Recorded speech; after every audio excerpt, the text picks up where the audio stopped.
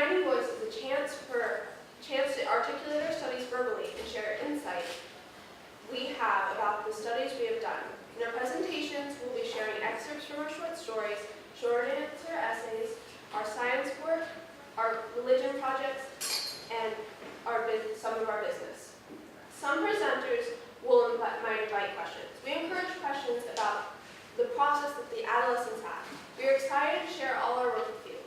Thank you for coming. Welcome, and first up is Abby with our humanities intro.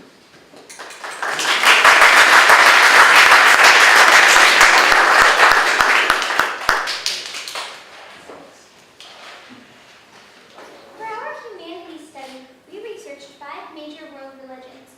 Then for our final projects, we researched lesser-known religions. For our presentations, we created a lesson on the lesser-known religion, including a creative component. Here are a few of them.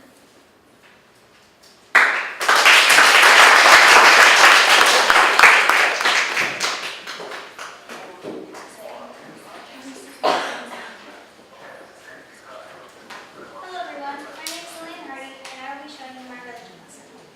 The religion that I chose to study was the Quaker religion. And this is the Quaker symbol. The peace sign represents how Quakers are pacifist religion.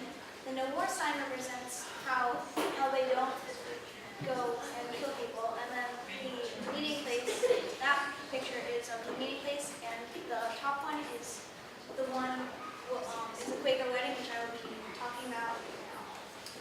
I will now need 2 volunteers.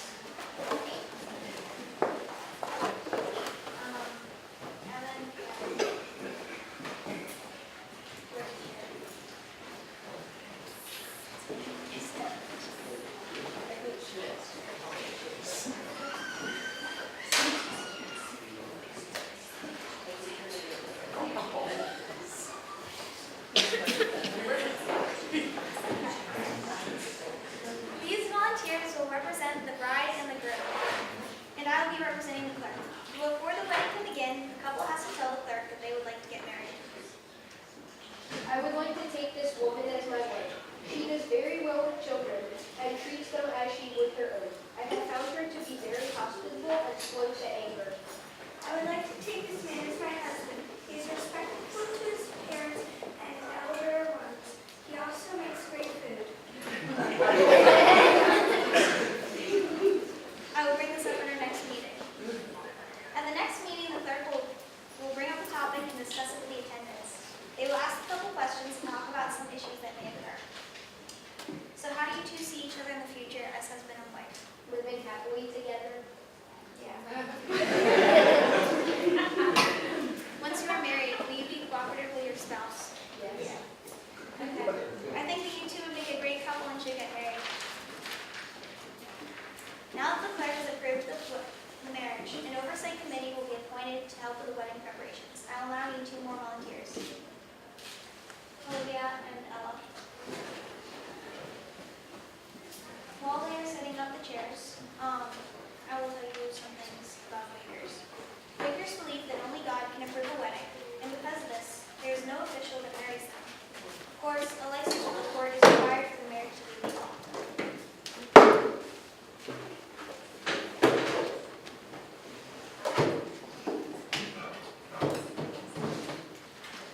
And the wedding will now begin.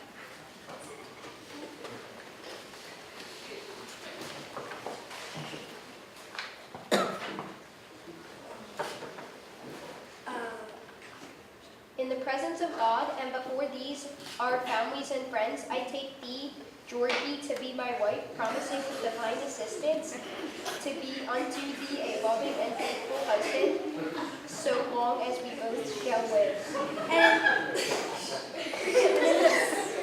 And in the presence of God and before these our families and friends, I take Evan to be my husband, promising with divine assistance to be the loving and faithful wife as long as we both shall live. After a Quaker wedding, it is custom for the guests of the wedding to say some nice things about the couple. Yeah. Both are strong individuals and hope you'll happy marriage. I believe that you are both super people, and together you make a power couple.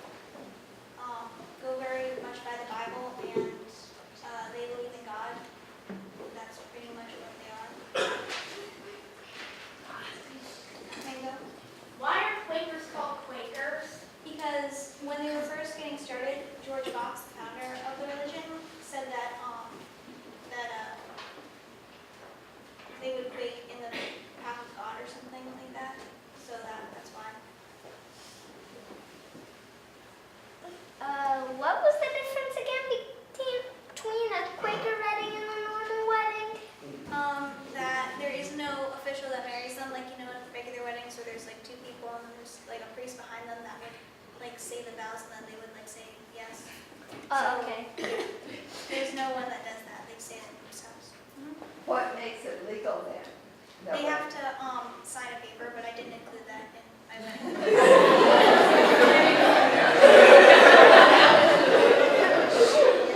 Do they go to like church on Sunday? Like, Yeah, they have a meeting place, but they mostly just sit silently for an hour until like they feel like the Holy Spirit has like called them to speak.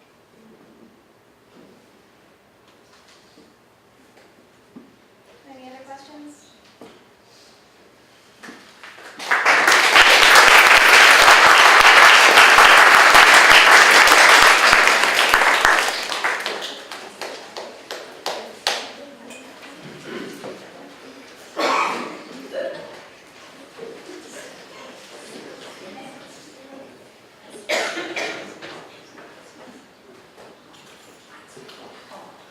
For our religion study, I'm Seth. For our religion study, we studied the Baha'i faith. The Baha'i faith was founded by Mirza Hussein al-Nuri, who later changed his name to Baha'u'llah, which means glory to God in Arabic. The Baha'i faith believes in the unity and credibility of all religions. It is said that Baha'u'llah is the latest in a long line of prophets, or manifestations of God. And that line includes Abraham, Krishna, Zoroaster, Moses, Buddha, Jesus, Muhammad, and Baha'u'llah. The Baha'i faith was founded to create religious peace and believes that all religions hold truth in them. And they believe God has sent many messengers to help people at the time. And it's said they're right there. Baha'i was founded in modern day Iran and is mainly practiced in India and the Middle East. And Baha'i is practiced in Baha'i houses of worship. The beliefs of Baha'i include the oneness of God and religion, the oneness of humanity and freedom from prejudice, the progressive revelation of religious truth, the integration of worship and service, and many more.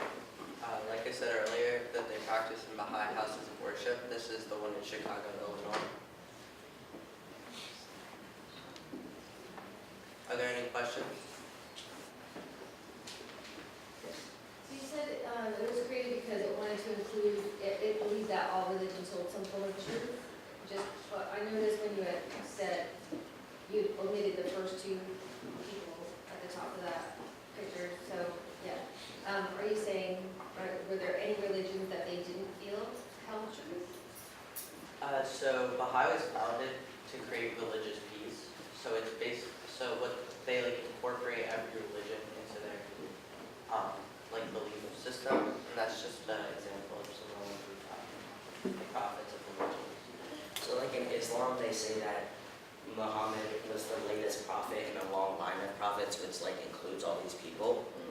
But Islam says that like Muhammad was the final prophet and like he was the last one. But Baha'i just continues that and says that like there's a prophet for every generation kind of.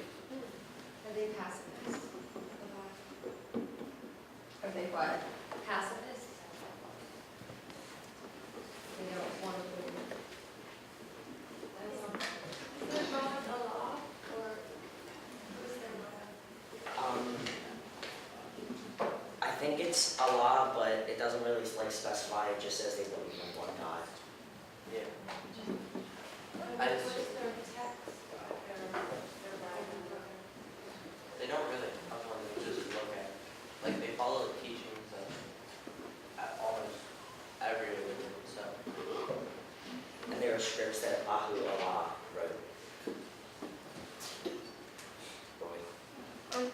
Is there like one big main Baha'i house of worship, or are they just like all on the same level, scattered all over the place? there's like 9 of them, so they're just scattered. Oh, like just 9 in the entire world? Yeah. Okay. So, why did you choose out of all the different belief systems, what drew you both to this belief system?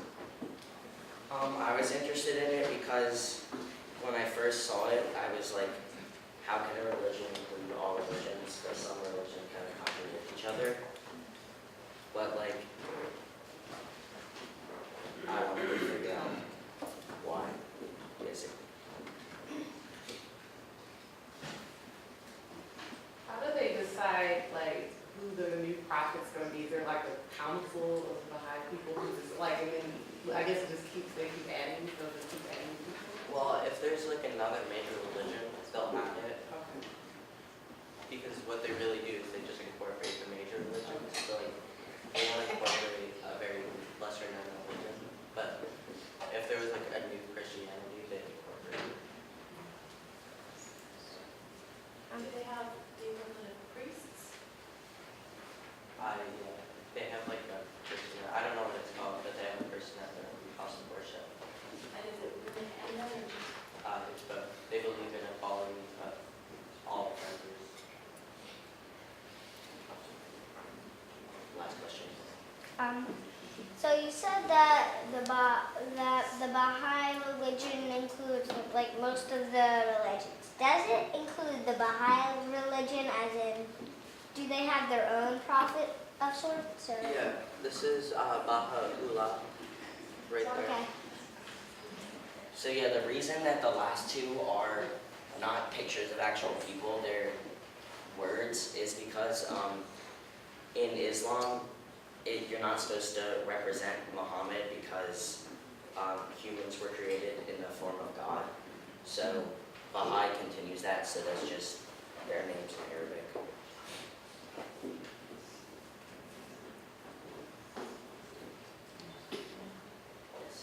I'm curious, you don't have to answer, but I'm just curious if either of you are religious yourself or are religious. I'm Jewish.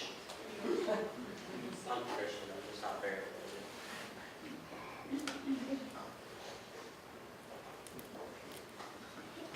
Do you see, when you were doing your research, was there anything that struck you as it was always bad about this religion, or any negatives to it? Like the religion is basically just, like since there have been a lot of religious wars, it's basically just trying to end them.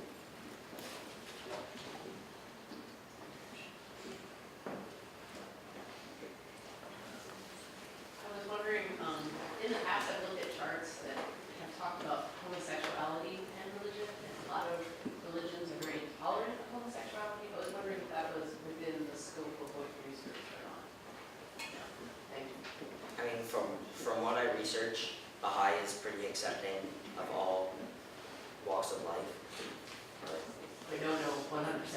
Yeah, I haven't seen anything that's like says specifically like, We'll give it. yeah.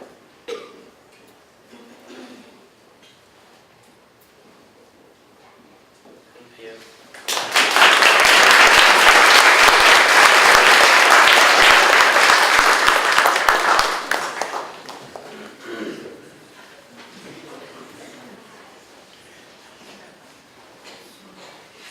Hi everybody, my name is Olivia Day, and for my humanities study, I decided that I wanted to study the religion Taoism.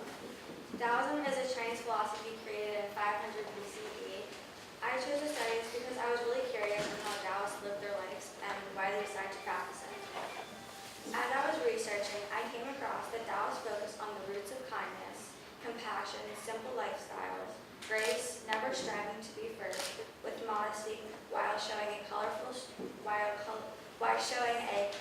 story to enjoy as themselves. I think my research matters because Taoism has a lot to do with meditation, which is a way of coping with multiple disorders like anxiety and depression.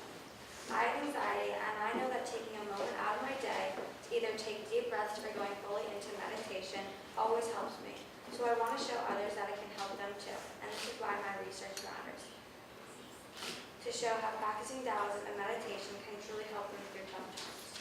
For my creative expression, I decided to put my name, Olivia, in Chinese characters, as well as a few symbols that I will show now. This is my name in Chinese characters. This is the symbol that symbolizes life. This is the symbol that symbolizes hope.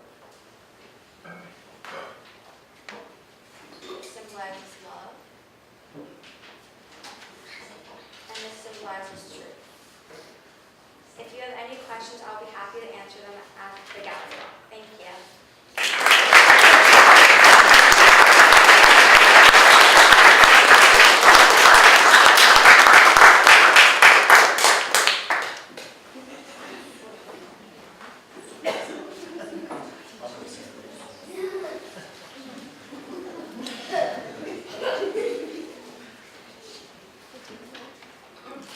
Good morning, everybody. My name is Kong Fu Tzu.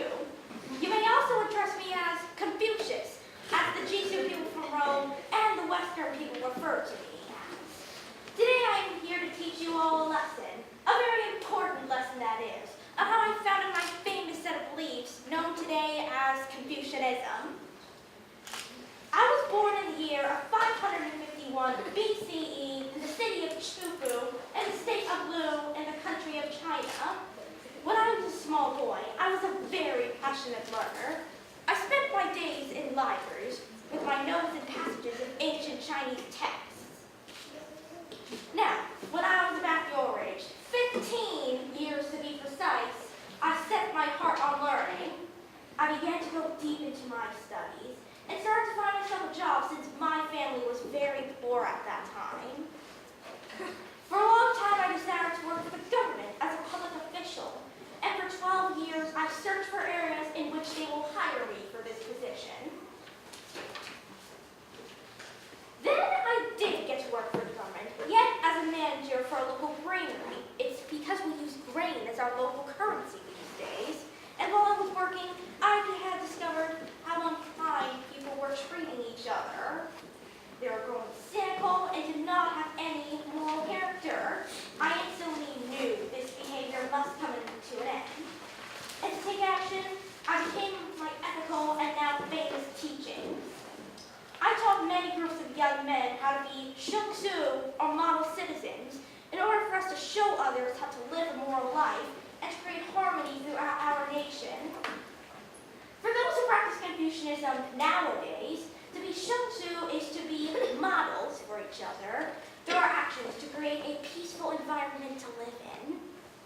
Since I believe that being in the government was not about being imperative to our subjects and creating such arbitrary rules for ours which we must abide by, to be shungsu is a very kind way to inform others how to act in a proper manner. I've also taught them these 5 virtues: Ren, a sense of humanity; Yi, integrity; Ji, knowledge; Jin, faithfulness; and Li, good manners and moral character. I believe learning is not only to gain your knowledge, but to build your moral character. I gained many disciples at that time, and 2 of my most faithful ones, Mengsu, better known to some as Mencius, and Sun Tzu, continue to teach others these virtues, yet they focus more on the concept of good and evil, and especially how to avoid being evil as well. Many of my teachings were recorded and written, which then became the Analects and the 5 classics, which are the special texts Confucians read from. And that was how I began my famous teachings, which then became the set of beliefs known today as Confucianism. I am afraid this lesson is now over, but before I leave, do you have any questions for me? No. Yes. I don't know what I was doing. Okay. Yes. How old is Confucius live to be? It has been a long time since my life.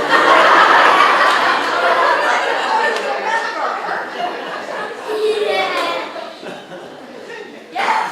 Is there a God in Confucianism?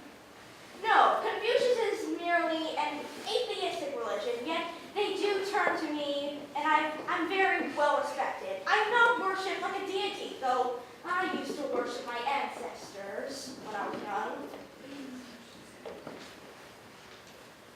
Anybody else? No.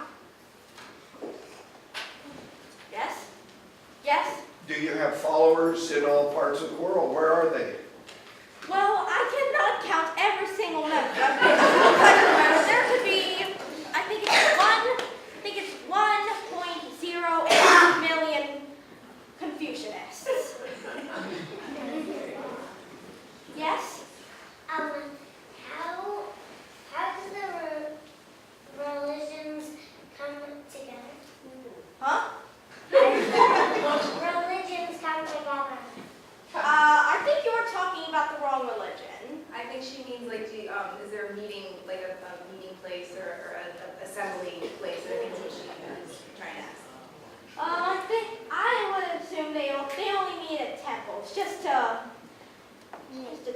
looking for advice, and they read the Analects. Yes? Is there a current leader in Confucianism, or do they just look back to Confucius? They look back to me. Yes. The young adolescent that researched you, I was wondering if what she found to be the most interesting aspect of Confucianism, when you talked to her about it. Well, I've been interviewing her for a while, and she can relate to Confucius in many ways, because she said she is very intelligent, and we both have love of books and studying.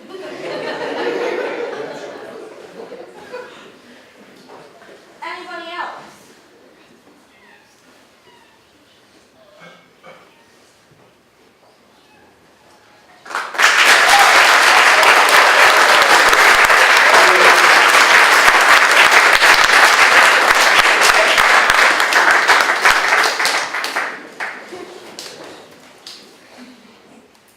Hello, my name is Rohan, and for my humility study, I chose to study the Amish religion. What is Amish? The Amish are an American Protestant group with around 200,000 members descended from the European Anabaptists, but approximately 180,000 Amish people live in the United States as either members of the more traditional Old Order Amish or of the less conservative groups. The Amish originated in Europe after splitting from the Mennonite Swiss Brethren in 1692. Personal beliefs. The Amish believe that it is essential to keep themselves separated from the world, so they live in their own small communities and differ from other Americans in their dress, language, work, travel, and education. Some modern conveniences, such as cars, electricity, and telephones, are avoided. They only avoid technology where it might damage the community, not because they're Luddites, but they think technology is inherently evil. And if you're wondering, Luddites mean people who are opposed to new technology or ways of work.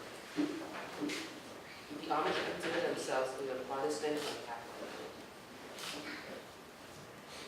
How the Amish live. Amish own horse-drawn buggies, but they don't own cars. But sometimes with community permission, they may keep riding somebody else's car. Televisions, radios, and stereos are not used, which help keep the Amish unpolluted by the values advanced by mass media. They don't allow telephones or electricity in their houses because both of these technologies would literally connect them to the world through their wires. Men are in charge of the spiritual life of the family, and the women look after the children and take on light farm work, such as feeding the chickens or milking cows. Amish education. The Amish have their own private education system with around 1,200 schools, which stresses the 4 R's of reading, writing, arithmetic, and religion. A typical school has between 25 and 35 pupils with only 1 room and 1 teacher to cover all ages. Teaching is in English. Teachers are usually younger women without specialist training. Children will often do farm work before and after school. Amish children are educated in schools until they're 14, which is 18. And here I compare the Amish population to the non-Amish population in the United States. So, I started in 1992, and you can see that the population kept on growing, and now, in 2018, the population is 324,900.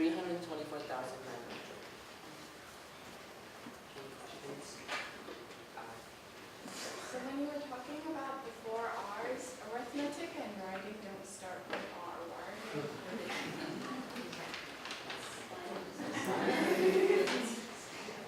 So and you may not know this, but are a lot of people joining Amish religion for it to grow, or is it they're having more children, or I do you think know? it's just that they're just having children, and sometimes people just want to join too.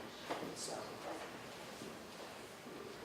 Do the Amish allow non-white people to be Amish? Because I've never seen any study. I'm just wondering, are they kind of like, you have to be, I don't know if you know that. They do allow like, Oh, anyone can be on the check? yeah. I noticed that 2019 isn't on your population graph, so I was wondering if you know what the population is for now. I know 2019 is over that, but I was wondering if you know that. Yeah, I don't know 2019 yet, we just showing 2019. Yes.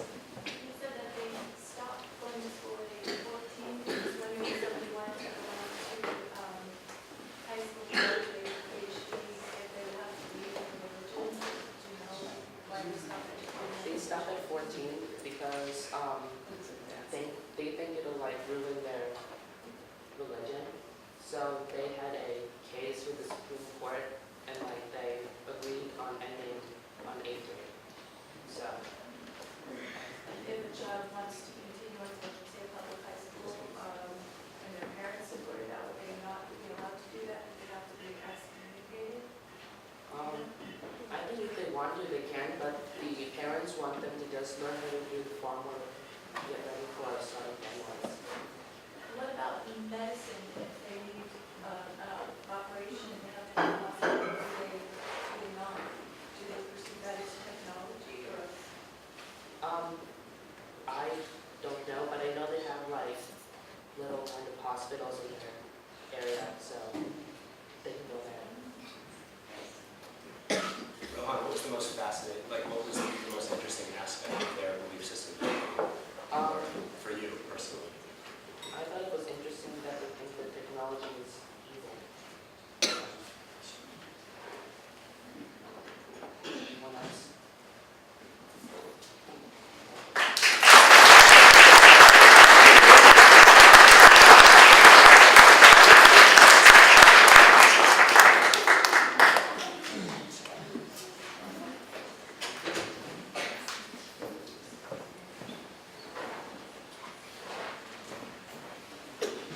Hi, I'm Mikkel. The religion that I chose was Jehovah's Witness.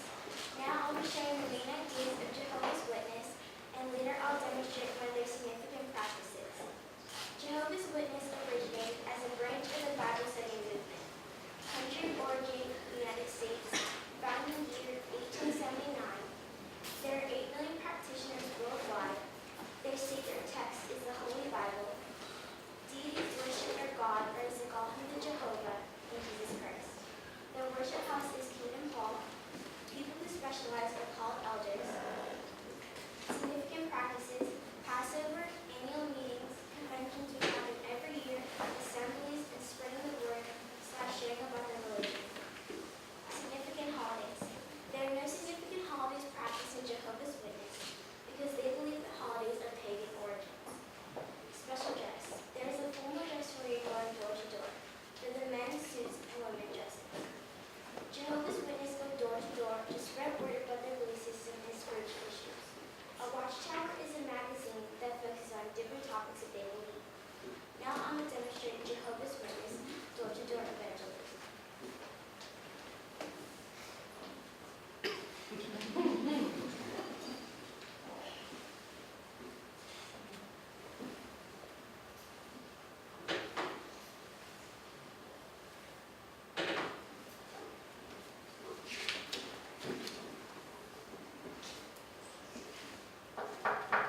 Hi, I'm Mikkel Evans. I'm a Jehovah's Witness. Here today to share some information from the Watchtower, which is our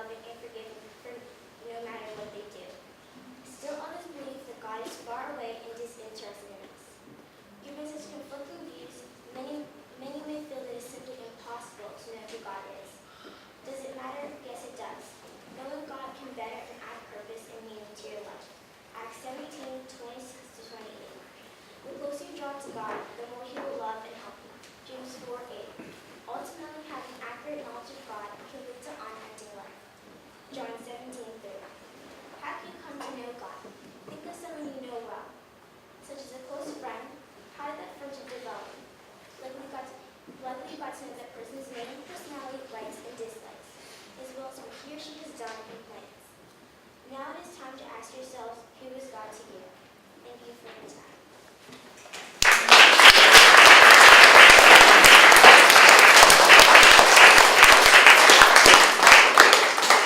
Any questions? Is there anything that you learned while you were exploring the religion that you felt like resonated for you and you wanted to take with you? I learned that it's kind of similar to Christianity, and my family used to be Jehovah's Witnesses, so there's a lot to it. I have two questions. One is, what language do they speak? They speak English. Okay. And the other is, what's the name of the religion again? Jehovah's Witness. Jacoby's Witness? Jehovah's Witness. Jacoby's Witness? What? Jehovah's Witness.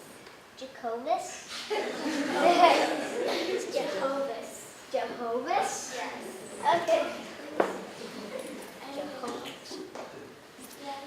Do you know where the term Jehovah comes from? Yeah, that's a good question. My name is Elliot. It means Jehovah is my God. And I think that, so that it's that El part which comes from Hebrew. So El is God in Hebrew, and I believe that's all I know. That's what I researched when I was in middle school. I will tell you more at the gallery walk.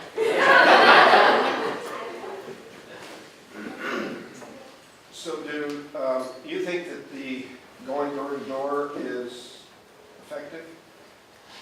Yes.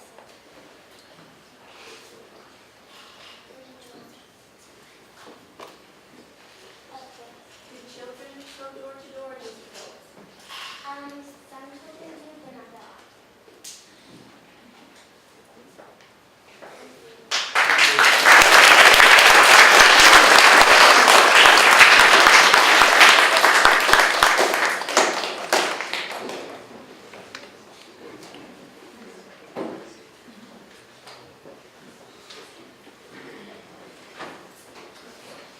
Okay, hello everyone. I am Ella Cunningham Murray, and today I am going to be talking about Celtic polytheism. Celtic polytheism is the religion of the Celts. It was founded around 500 BCE in Ireland, about 100 years before the highest point in the development of Celtic culture in 400 BCE. We don't know very much about the religion because no one was allowed to write anything down. What we do know comes from archaeology, others who came into contact with the Celts, and the sculptural monuments associated with the Celts. The most famous thing associated with Celtic polytheism was the Druids. The Druids were also the Druids were shamans and priests who divined the future and communicated with the gods. The Druids were also doctors, poets, and were in charge of their clan along with the chief. The Druids were also in charge of many important rituals. For example, during a specific phase of the moon, the Druids would cut down mistletoe with a golden sickle and catch it on a white cloth. Not so fun fact, the Celts supposedly used the mistletoe to make human sacrifices. Speaking of death, the Celts were extremely strong believers in the afterlife. They are also famous for their incredible tombs filled with the person's favorite things, treasures, food, and sometimes living people or animals would get buried as well. The person could use these facts in the afterlife. As Celtic culture expanded, the religion began to differentiate based on what part of Europe you were in. However, there seemed to be two main beliefs about the afterlife. A, life continued very similarly there as it does here. You're born, you live, you die, you are reborn, and the afterlife repeat. Or B, there are three planes of existence. Sky, eternal. Earth, where man dwells. Water, the other world. And the other world is like a twilight realm, where all people who have died go, as well as the home of supernatural beings and monsters. If you are worthy, you go to the hall of the gods in the other world. If not, you are forever trapped as a beast or spirit in the other world. a lot about Celtic polytheism, but what does it actually mean? Polytheism means the doctrine of or belief in more than one god or in many gods. And the Celts had a lot of gods. It was common to see two different tribes have similar gods but with different names. They also tied most of their gods to nature. Excuse me while I butcher these names. Some of the main gods were Brehid, hearth goddess of Ireland, Cailleach, ruler of winter, Cernunnos, wild god of the forest, Ciaradwin, keeper of the cauldron, Gedagda, father of Ireland, Herne, god of the wild hunt, Luch, master of skills, the Morga, I cannot say that, goddess of war and sovereignty, Prianan, horse goddess of Wales, Taliesin, chief of the bards, and Epona, goddess of horses. Each individual tribe also had their own gods for things like groves, springs, and lakes. These were all sacred places to the Celts. If someone wanted to ask the favor of a river goddess, they would throw their most prized possession into the water. The Celts also had many holidays, however, very few had to do with their gods. The only one I could find in my research was Imbolc, celebrated on February 1st and was dedicated to the goddess Bridget. I cannot say that. Okay. So this up here are some symbols I found and that relate to the Celtic culture, and they are also very significant in Ireland today. The reason why I chose this is because I am half Irish, and both of my parents are descended from Celts because my last name is Cunningham Murray. Murray from my dad's side, there's the Murray clan and there's the Cunningham clan, so I'm descended from both. So for my personal expression, I decided to trace back my family tree. I did my dad's side, but I can't trace my family tree back 1,000 years because the Celtic culture is pretty much, the Celtic religion is pretty much dead, so it's like, the Celts were a long time ago, so it's hard to do that. Although I did learn some interesting stories and facts. The Murrays owned several castles in Scotland, and some other interesting facts that I can share with you at my gallery walk. One fun fact I did learn was I'm actually more likely descended from Vikings than the Celts, so that was really awesome. Okay, are there any questions? Yes? You mentioned goddesses and gods, so how did they choose those? Basically, what happened was if they needed a god if they needed a god or a goddess for something, they usually tied most of them to nature, like I said. But to me, I don't know this for sure, but it seems like they just kind of, we like wine. Let's have a god of wine because we like wine. I don't know. Or who created Ireland? It was a god, obviously. So, yeah. Yes.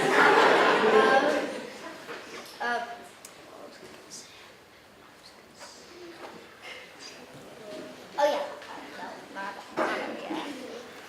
I can come back to you if you need a minute to think. Yeah. Okay. Yes? Why would someone want to throw their most prized possession into the water? Well, river goddesses or lake goddesses, anything to do with water is a goddess. They are very powerful beings because, like I said, water, it represents or was the other world. So the river or lake goddess is very powerful.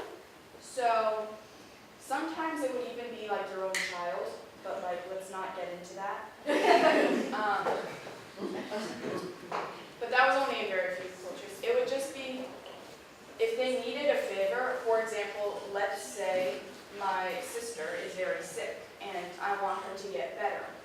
And let's say I owned a crown that I really, really loved. I would throw my crown into the water and ask the river goddess, hey, my sister's sick, can you make her feel better? And then that would supposedly heal my sister, get it?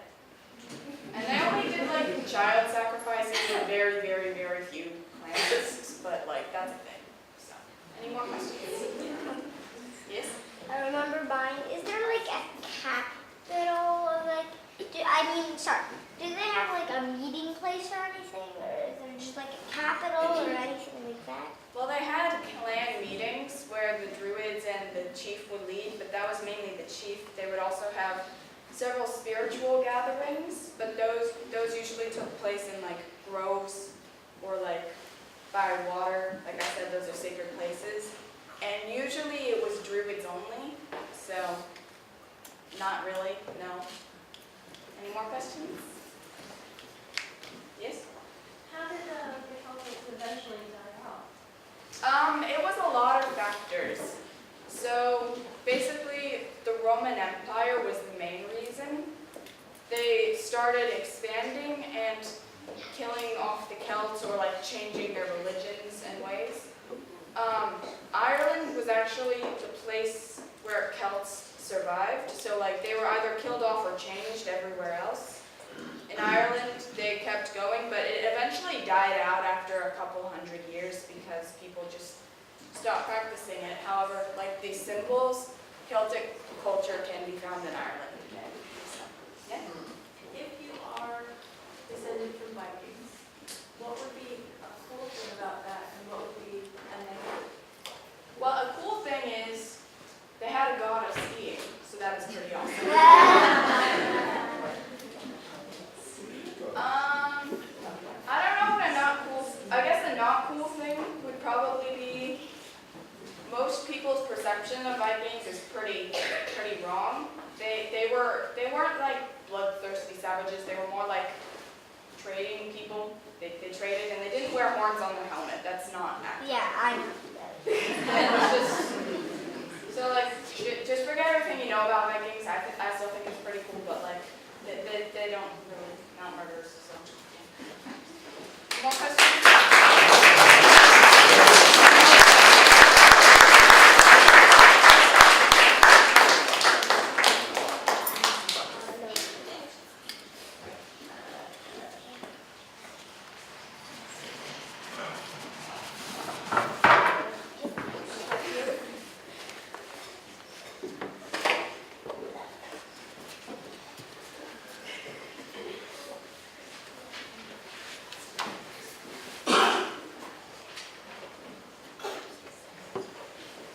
Hello everyone, my name is Lizzie. For my religious study, I chose voodoo. Sharon Guinup, a writer for National Geographic, wrote this article about traditional Haitian voodoo and stated, like any other religious practice, voodoo brings great benefits. Participation in voodoo reaffirms one's relationships with ancestors, personal history, community relationships, and the cosmos. Voodoo is a way of life. So voodoo was said to be founded in 1830 during the French colonial period in Haiti. It is a combination of West African cultures and Roman Catholicism. Their primary deities are Lolas. Lolas are spirits of nature, monsters, and Legba, which is considered their main god, holds a connection between humans and spirits. Those who specialize in voodoo are differentiated by sex. So males are referred to as Hungans and females are Mambos. Those who participate in rituals for voodoo, they're created to worship the Lolas, and they often involve animal sacrifice or voodoo dolls. So going on more onto that topic, for my creative expression, I made a voodoo doll. His name is Steve. Many movies and stories depict voodoo dolls only being used for harm. They're actually used to connect and attract Lola's influences. Their most common uses are for love and for health. When making a voodoo doll, some people picture the human in which they want to do good or bad to. Others have a significant connection towards someone, so buy glasses, and someone wanted to make a voodoo doll of me, they would put glasses on. So, for my interactive part, I have chosen a few of my classmates to participate in a traditional voodoo ritual.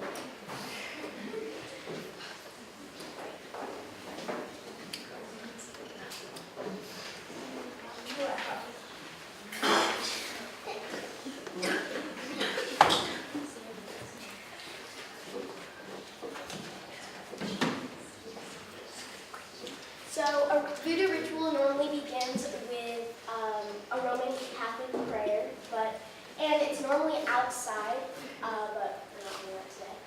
This podium is going to act as our tree, and normally it's a big group of people gathering around the tree. And it begins with a woman named Brooke falling to the ground. She will convulse for a moment until she is held back up by a man. This is said to be attracting the lowest influences, and then they begin the ritual. And while this, I have two drummers, normally three, but I have two drummers who will be playing syncopated rhythms while the ritual is going on. So you play while the ritual is.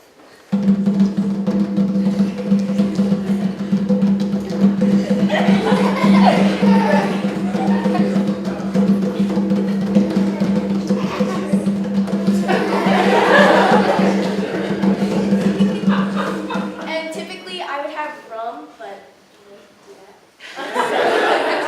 I'm taking water, and normally the priest would throw it on the ground to respect the loas. There's water. And I would also sacrifice a sanctified chicken. And now participants will dance around the tree and say their worst fears. Normally, they would ask for help from the loas. Go ahead. My worst fear is big spiders.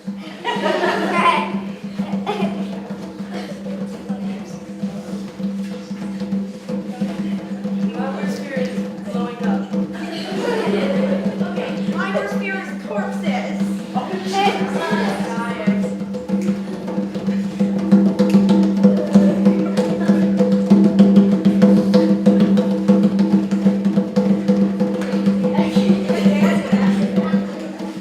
Alright, so typically this would go on for many, many hours and go onto the streets in New Orleans. But I'd like to thank everyone for participating.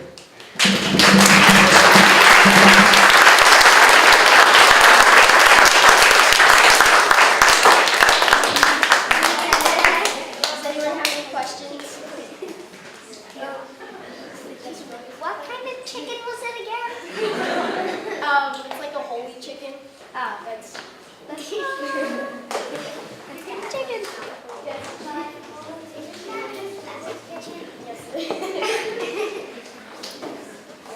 Why did you have to sacrifice the chicken? It's said to attract the lowest influences for the spirits. Okay. Yes. Doesn't that chicken squeak and not act? No, it doesn't. Yes. What part of Catholicism is mixed in with Hindu culture? So originally voodoo came from Haiti, and then it moved to New Orleans, which is typically very Catholic. So over time, voodoo got mixed in with Catholicism. Would they go to church, like a traditional Catholic church as well, or? Yeah. What attracted you to studying voodooism? Normally, from the beginning, I wanted to do Jainism, but I kind of lost interest in that. And I'm sorry, what? Jainism. But I lost interest in that, and I was on this site, and I saw voodoo, and I didn't know it was a religion. So. Did you learn? Yes, I did. I didn't want to carry with you. I didn't know that voodoo is primarily about like creating a community. So that was that's right. Do you know anything about like voodoo zombies? I once read a book about something like that. So like I said before, movies and stories kind of depict voodoo differently than how it actually is. So voodoo zombies are not real. They're just in the movies. I actually read a book about it. Yeah. Yes. I don't know this one, I'm not even sure this is part when we talk about the community part. Do you know if there's any connection between voodooism and the cruise that they have in New Orleans? And the They call it cruise, they're basically like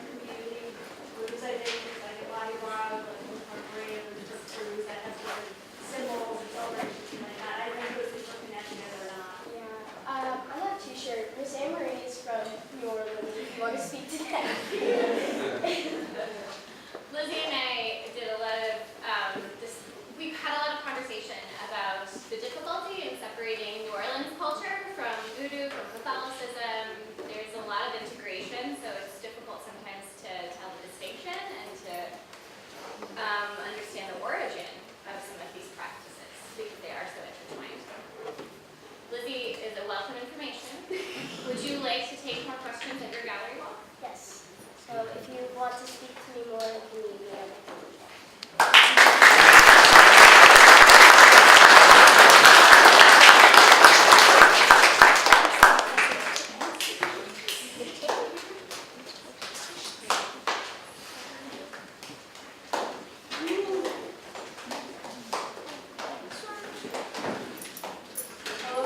Hello again.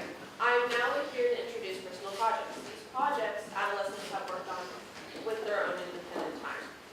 Each day we have an extra half hour which we can work on whatever you choose. Adolescents have made these projects during that time or other times that they have. This, I feel, exhibits our non-academic passions, and I hope you will see that our ideas and inspiration are plentiful and that we get to express ourselves in many ways. I am sharing a drawing. I use the half hour almost exclusively to draw. I love art and I've been drawing this for as long as I can remember. For all digital art, I use my iPad and I use the app Procreate. I usually don't use like a model or a photograph for my art. My process is I find an idea and then I sketch it out and sometimes I color it. This piece took a little over 4 hours. Does anyone have any questions? Yes? It's beautiful. Like, how many times do you do it? How many times do I draw? Yeah. I draw. I used to draw every day for. I can't find my sketch pad right now. So I've been drawing as much as I like. I've been drawing this pretty much all week. So. That lace work is incredible. Can you talk about how you did that? I searched how to draw lace and then I showed an example and then I just drew the whole thing. I just drew a circle and then I drew like a semicircle and then I drew a dot in the middle and then I drew a line and then in the middle of there I drew a bunch of circles.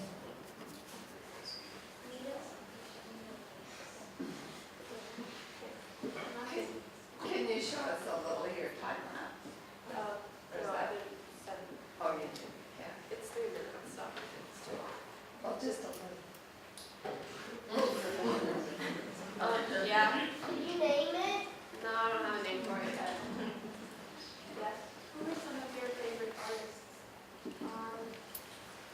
I don't really have favorite artists. I like looking at them, but I don't take like lessons or anything, so I haven't had a chance to. I go to art museums sometimes, but I've never gotten a chance to really delve into separate artists and their each of their separate art. Yeah. What was the inspiration behind it? I had this image, I don't know where it came from, but it's this woman and she was on the side of the field, but it changed a lot when I was drawing it because I could not figure out which period she was in, so I couldn't figure out how to get her dress right, so I just changed it.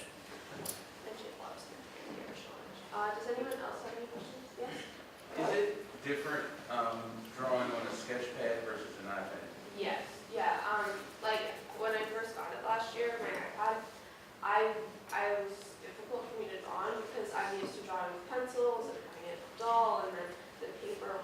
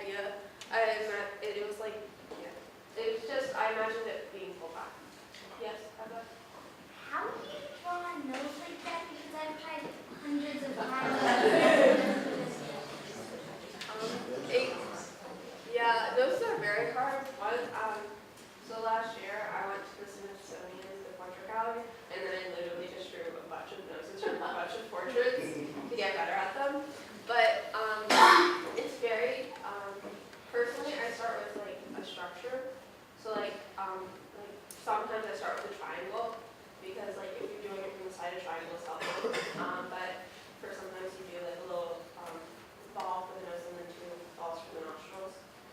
But I would suggest definitely using like an orange earth because that really helps. Well, it helps me at least. Does anyone else have any questions? Yes. Did you teach yourself? Um, Do you go to art school? Currently, I don't go to an art school. I got accepted to an art school for a mixed art school, so I'm going there. But I think I went to 2 MICA summer programs when I was younger, but one was cartooning, and then the other one was a couple years ago. That one was even farther ago. So like I have not taken on a lot. Like, a lot of it's self-motivated. Yes. Yes. Do you do any other kind of art besides drawing, like painting or anything? I've tried painting. I'm really bad at it right now. So I want to get into it, but currently I'm not that into it.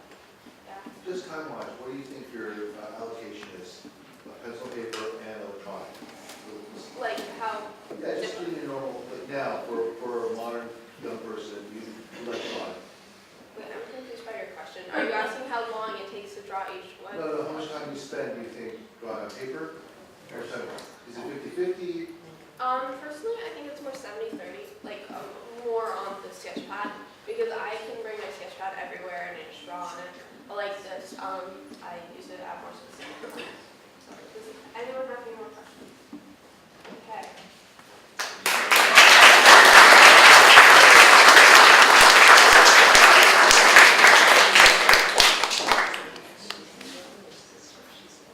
Hey. Hi again. So, I'm actually going to be showing 3 different drawings I did today because they're all from like the same, I do little collections, I call them, and they're all from the same one, so I couldn't decide which one to show, so I'm going to show all 3. So, I'm going to explain what they are and then go into my process a little bit. So, this is a griffin, kind of obviously, and how I made this is all the detail on top of it, I make that first, and then coloring it in is like really, really difficult because I don't have any fancy software, I just use Google Slides because I don't have any fancy software. So what I have to do if I want to color something in, because Google Slides is stupid, I have to, that part that's white there, I would have to trace the outside of it, turn it white, and then move the pattern over it. So that's how I color it in. It takes a little while longer, and honestly, some of my other paint drawings I would, not on this, what I'm going to show you, but like, I just leave them without color because it's very hard, but I like coloring them in, so it's fun. Next slide. This is probably my favorite one. Yeah. It's a Kirin, which is a half horse, half dragon. Do not get it confused with a Draconicus, because that is a dragon with the head of a horse. It's a totally different thing. This is the first one I started and the last one I finished, and I'll explain why that is. This gave me the inspiration to do this because my friend is obsessed with Kirins. They're her favorite mythical creature. I just got home from hanging out with her and I thought, yeah, I think I'll draw this now. But it was so much detail, I didn't realize I would put that much into it that coloring it just seemed kind of daunting, and I haven't colored it until recently. So, and the background took forever. So, next slide. And this is my last one, it's a dragon. This one was very hard because I didn't like it for the longest time. Like, I wanted to do another mythical creature and I wanted it to be a dragon, but I just did not like it.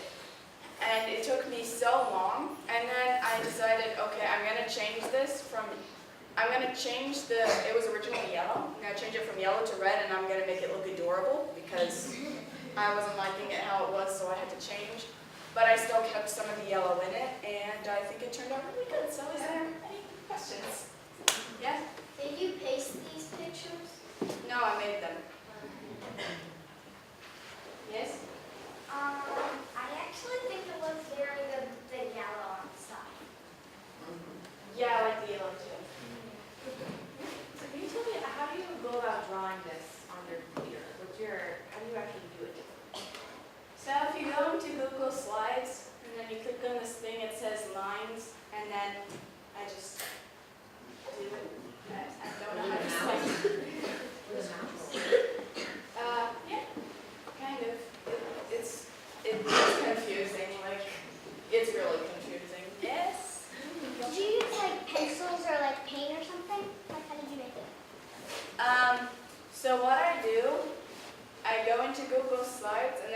thing called lines, and I click on the line that I want.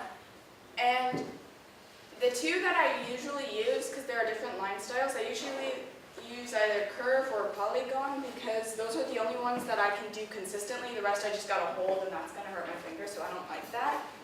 So then I will just do my design. It usually takes a little while, and then, so I'll have like this, but without any color. And then if I want to do the color, so let's say I wanted to do like the belly right there, I would trace only the belly, then I would make it the color I want, then I would push the design over it. So it's a rigorous process, but I think it's really worth it because I really like these. Yes? How does Google Slides like actually work? Like, how do you get the color on the background? I got no idea how it works because, well, most things don't let you like draw on a computer or something. Yeah, Google Slides isn't really used for drawing. It is not a drawing software. If you are thinking about drawing online, I highly recommend you don't use it. So basically, it doesn't have a color in option, so what I do is I will make the design, then I will trace the parts that I want to be the right color, then I will push the design over it. So, yes? I don't have a question, but I have a comment. I think that these would be amazing illustrations in any story. Like, they're that level. Oh, thanks. So, Okay, you? How do you make it look so realistic? How did I, well, if you go back to like here and slide over. Part of this was, mostly what I do is if I want to make it look really realistic, I also do not have a shading option, which sucks. So what I do is I use these gradient colors, and I love them because I can make them look really cool. So that's how I did like the body with like shading, and I don't know if you're asking about the shading, but like I think that makes it look more realistic. As realistic as it can be. So I see a lot of other questions. I can answer them at the gallery walk if you guys can. Bye.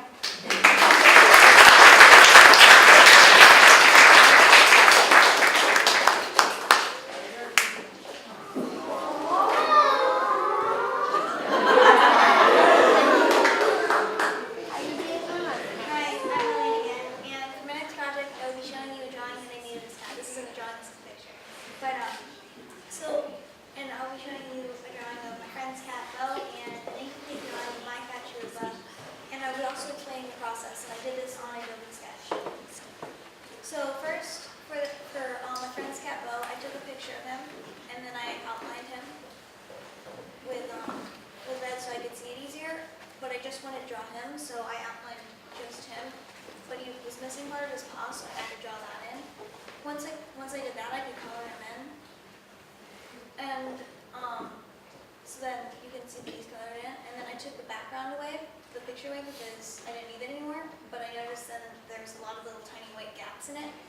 So to fix that, I took a orange background and I raised it into the shape of the kitten, like that, and then I put it behind the first side so that there wouldn't be any more white gaps. And I did the same thing with the eyes. And then I put it behind the other one. And then I think, yeah, then I added a background to it. And then now I'm going to show you the one of my cat, Chalupa. So I took a picture of her, and then I outlined her, like with the other one, and I started coloring her in, but I haven't finished it yet. So I'm going to continue to work on that. But are there any questions? It's just a comment. I think when you finish that one and the one before with the background, I think it would make a good t-shirt.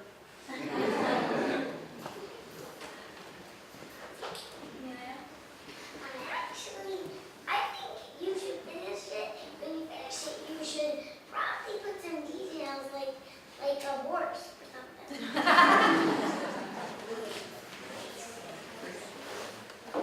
how long does this process take for you? It doesn't, it takes a long time because I have to find the right color, because when you're using the eyedropper tool, it gets like a certain pixel, so it might not actually be like the color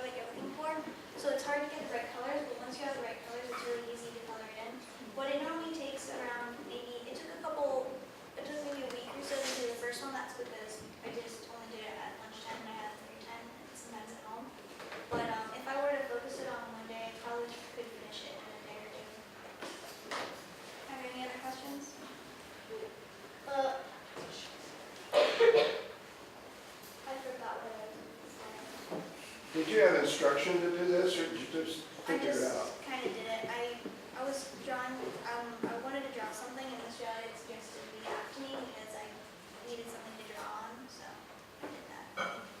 What was the app? I did the sketch. Are there any other questions?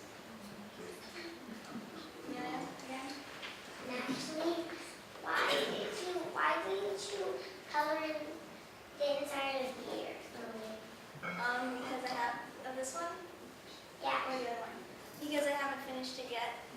But once I finish it, then it will be colored in. Did you draw it on paper or the I drew it on my iPad. Any other questions?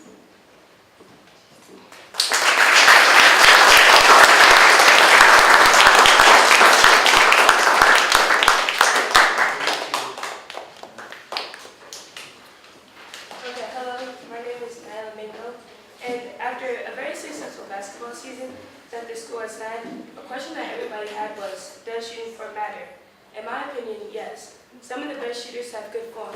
Stephen Curry, Reggie Miller, Larry Bird, all have good form. When your arm is aligned with the basket, it's more likely to go straight. When both of your arms cross over, the ball will go in different places, anywhere but the basket. Just like any rule, there is always an exception. Lonzo Ball, who was the #1 overall pick in the 2017 NBA draft, is one of the best long-range point guard shooters in the NBA. Lonzo's shot is anything but normal. So that brought me back to my hypothesis. Does form really matter? I decided to take two of the best shooters in our class, Caleb Barnes and Seth Patz. The reason why I decided to choose Caleb and Seth was that Seth had the standard form and Caleb doesn't, but he can still shoot the ball really well. Seth's score was 13 for 25 and Caleb's was 6 for 25. So once again, I'm back to my question, does form really matter? And yes, even though there may be exceptions to the rule, proper shooting form does make shooting the basketball much easier. If you're a beginner, I highly recommend using the correct shooting form. Thank you for listening. Any questions? Yes? So have you ever heard of a dominant eye, like your right eye dominant or left eye dominant? So you take your fingers like this and you look at an object and you close one eye and then you close the other eye. And whichever eye comes into the circle post is your dominant eye. And I wonder if Lorenzo Ball, his dominant eye, or what's his name, Lorenzo Ball? Yes, the guy who shoots over here, I wonder if he does that because he's more dominant in that eye, so that's how he compensates for it. Yes? How, like, I can do this with a ball, I can dribble with a ball. That's right. Yes? Do you develop form, or? Well, normally form is taught. If nobody teaches you how to shoot the basketball, you just shoot the ball with two hands and then it goes all over the place. But when you're taught how to shoot, they teach you to shoot with one hand so that it will go in the basket. Thank you.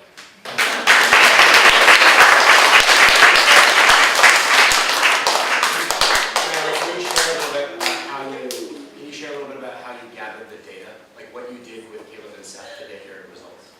Well, they each shot 25 shots in different places, 5 shots at each place. Yeah. Seth shot 13 for 25. Caleb shot 6 for 25. Yes? Out of 25, how many did Me? you I don't remember. You said 25. 25.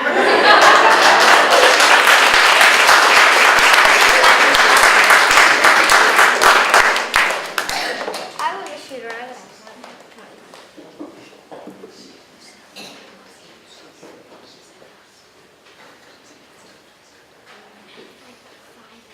Okay, so for mine, I'm doing a fun math problem that I stumbled upon. It's kind of long, kind of complicated, but we're going to go through it quickly. So questions can be asked at the gallery wall. You are in an elimination game. The people playing the game stand in a circle. person 1 eliminates person 2. The next person remaining in the game eliminates the person next to them, and it goes so on and so forth around the circle until one person is left, and that person wins. So this problem was created by a soldier, Josephus. He was in a group of 41 soldiers, as you can see in that circle. He's right there. And basically, he wanted to figure out where he should stand in order to win the game. And the question people have is, where should he stand, and is there a formula to figure out where the winning seat is?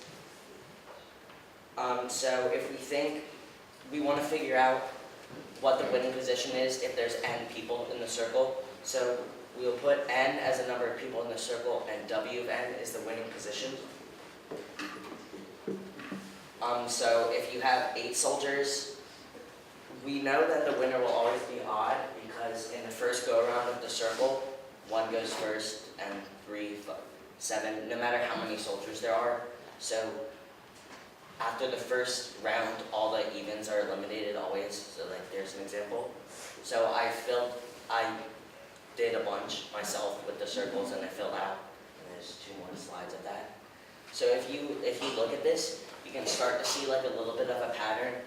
It goes counting up by 2s by the odds, 1, 3, 5, 7, 9, 13, and then in the next slide, 15. But then it goes back to 1, and go back to the first slide of that. And it also goes 1, 3, 5, 7, but in 8 it comes back to 1. And we want to find out why the numbers go back to 1. And if you look at the numbers that have 1, it's all the powers of 2. So like 1, 2, 4, 8, and 16. Position 1 always wins. So we know that that's a pattern, but we don't know why. But we can figure it out if we look at the way the circle is. So like, we know that with 16 soldiers, first round, all the evens are eliminated. So that takes away half of the soldiers, basically. So then if you were to renumber the soldiers you have left, you'd be left with 8 soldiers. And then with 8 soldiers, half of them are eliminated. And then you're left with 4. If you were to renumber them, you'd have 1, 2, 3, and 4. Again, you eliminate half of them in the next round. Then you're left with 2, 1 and 2, and then you're left with just 1. So, and this works with any power of 2, because it just keeps going down to the lesser power of 2 every time. So we know now this will help us gather our formula that number 1 always wins in a power of 2. So if we look at this again, now we want to figure out why it goes up by 2 every time, and how we can tell where it's going to go to. And so there's a different way to think of this. If you, so like, here's an example. We want to bring the biggest power of 2 out of the number. So let's say n, the number of people in the circle, is 77. The biggest power of 2 we can bring out of that is 64. And then there's 13 left, which we can write as 8 plus 4 plus 1. You can also write that as 77 equals 2 to the power 6 plus 2 to the power 3 plus 2 to the power 2 plus 2 to the power 0, which also equals 64 plus 13. So you can write this as 77 equals 2 to the power of a, which in this case would be 6, plus L, which would be the remainder, which would be the 13. And if we use this L in our circle, it'll actually help us figure out the formula. So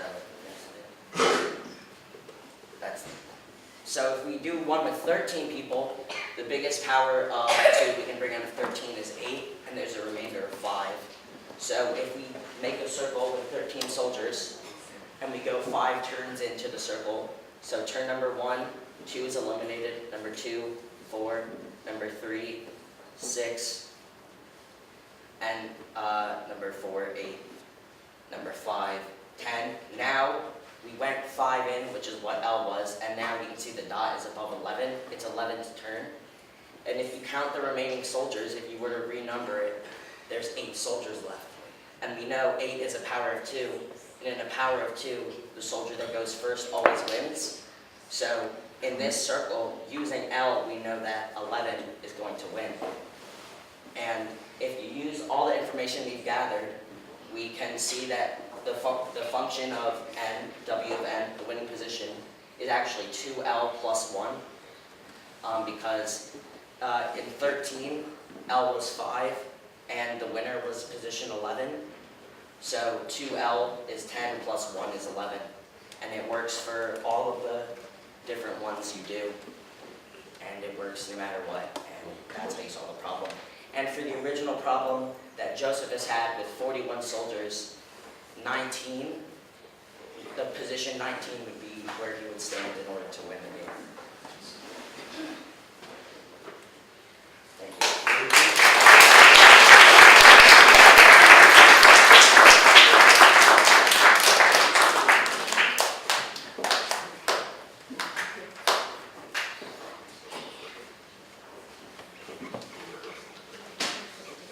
So as adolescents and adults and maybe elementary students, there's a lot of stress in our life. So to take away some of that stress right now, I'm going to lead you all in a meditation. Let's begin by taking a moment to allow your body to settle into a comfortable position. You may close your eyes or keep them slightly open. Allowing the spine to lift, the shoulders to soften. Today, we will practice 2 minutes of mindful breathing. Begin by taking a full breath in and a long breath out. Allowing the breath to settle the body and settle the mind. Feel your chest and stomach gently rising and falling with each breath. We are now going to count a few breaths silently. So on your next inhale, count silently to yourself, 1. And as you exhale, 1. Now on the next breath, count again. 2 on the exhale. 2. Now continue counting your breath for a few more breaths. If you notice the mind is wandering, just bring it gently back to the breath. Perhaps feeling the passage of air through the nostrils, or the movement of your chest as you inhale and exhale.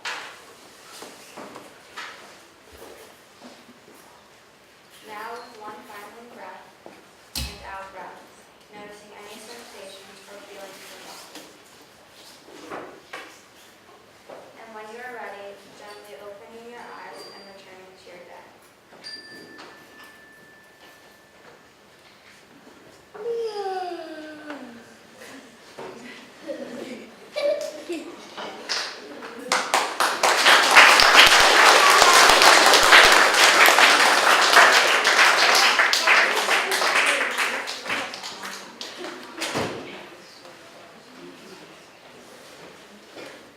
If you're a lower elementary student, would you come this way, please? Thank you, everyone. Thank goodness it's finally over.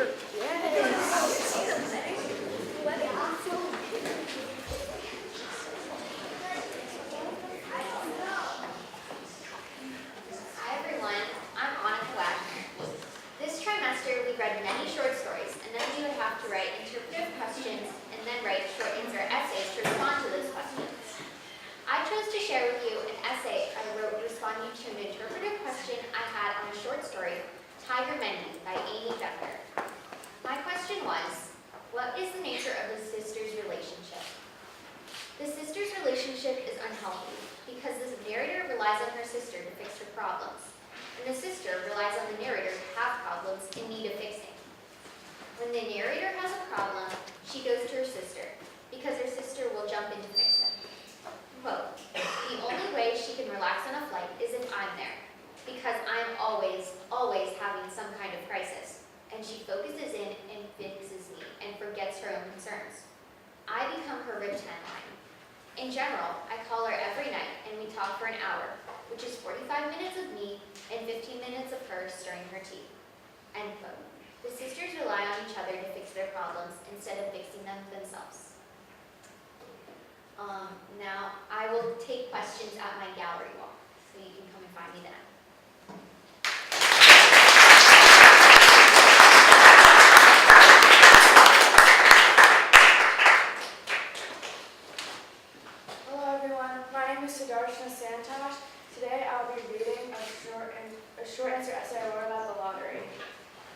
question I chose to answer is, why does Tessie's family contribute to her death?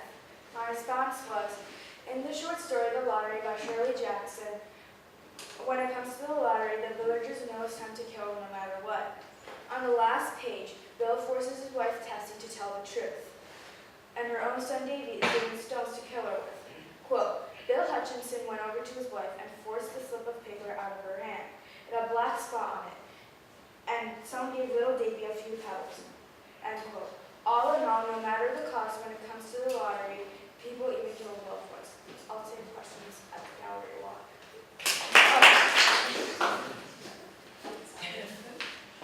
This past month, we've been studying and learning short stories and how to write our own. Today, I'll be reading a short story of my own. This one's called Forever. So before I begin, I'd like everyone to close their eyes, or you can if you want, so I can talk into my story. Now, picture yourself in the ocean with a smooth surfboard. Out of nowhere, you feel a smooth, leathery feel against your feet. The leathery feel went in another direction. It was long, real long. The feeling went to the right side of you. In less than 1/100th of a second, you feel sharp, razor thorns sink into your right leg, biting into your leg. Less than 3 seconds, red water starts to surround you and the monster. You let go of your surfboard to find the eyes, nose, or gills so you can punch the monster, hoping it would go away. You start to wrestle with the underwater beast, trying to find all the soft spots. Using all the arm power you have, you punch the underwater beast. Soon you notice it went away, and you were going in another direction. Away from shore, away from land, away from moving your chance of living. Floating in the water, feeling helpless. No one there to help you. Getting closer to death, inch by inch, ounce by ounce. The ocean's salty water stinging you. Blood gets out of your body. Cool salt water getting in, filling up your body. In a way, it feels good, but also bad. What can you do? You move, you're just going to die faster. You just sit there, the blood will flow out of you faster, and the monsters will come and get you. You've already been bitten this month. Why do they want your blood? Why are you flushed? Soon you hear the sound of humans coming to get you. You feel hope inside of you, knowing they can make it out alive.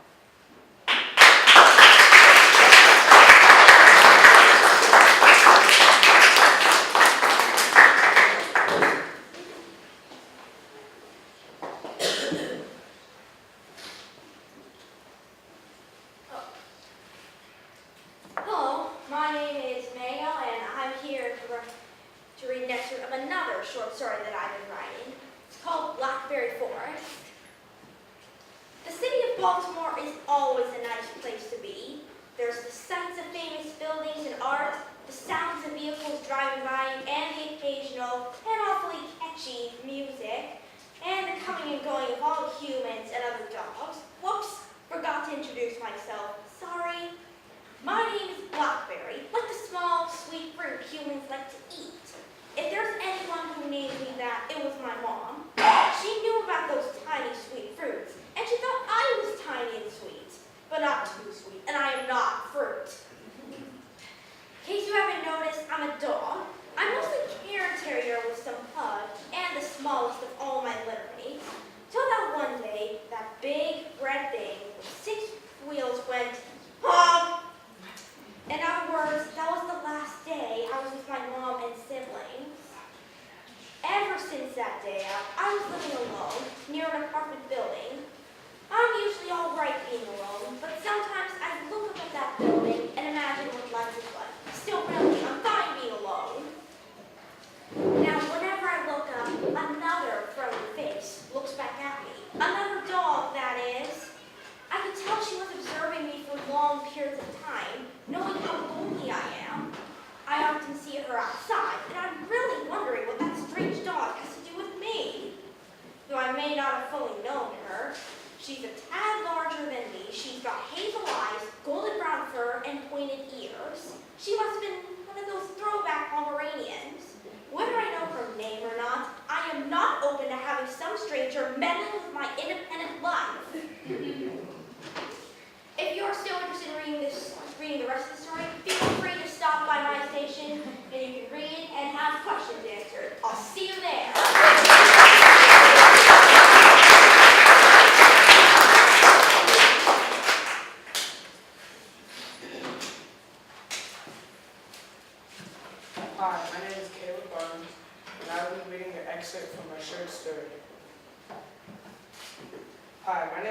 Roger. My team and I are about to pull off the biggest heist in the world. So it begins in September 2020. Roger Johnson went to his two best friends, Michael and Andrew. Went to rob stores, and sometimes you can feel lucky, rob banks. Andrew said, "Guys, you want to rob a bank? I feel really good after last night." "Sure, okay," Roger said sarcastically. Andrew said, "Ha ha ha, I'm joking with you guys. But really, do you want to rob a bank tonight?" "Heck yeah, let's do it," said Bob. Bob is a really smart guy. He does all the smart ones. He's pretty short, but he's strong and a great shooter. I mean a really good shooter. "Where the heck did you come from? I thought you died." "I never did. Let me tell you the plan." So we will come up to the guards, and Michael will shoot them with a silenced pistol. I will hack off the cameras. Roger will throw a smoke bomb, and we will put on our thermal goggles. That was a lot. Are you guys ready? "Let's do this," said everyone. "Okay, let's go in the van, and I'm driving, okay? I'm driving." "I hope you guys heard that," said Bob. "I honestly don't care, bro," said Roger. "Okay, we're going 85 miles per hour. Are you sure this is safe?" "I think they know we are coming," said Andrew. "Calm down, man. We're good," said Bob. "Okay, we're here. I think, holy cow, there are literally 50 guards here," says Michael. "Okay, I'm going in. There are so many people here." "Remember the plan," said Bob very calmly. "Okay, everybody aim at a guard. They are heavily armed. They have heavy assault rifles, and they have night vision goggles.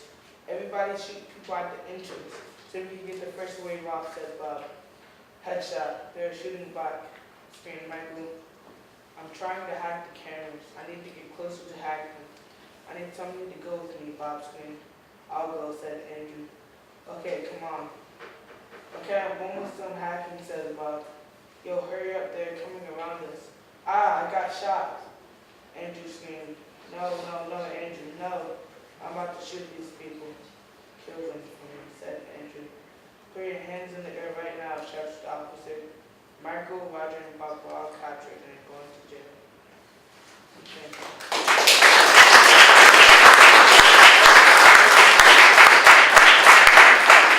Are there any questions about my process?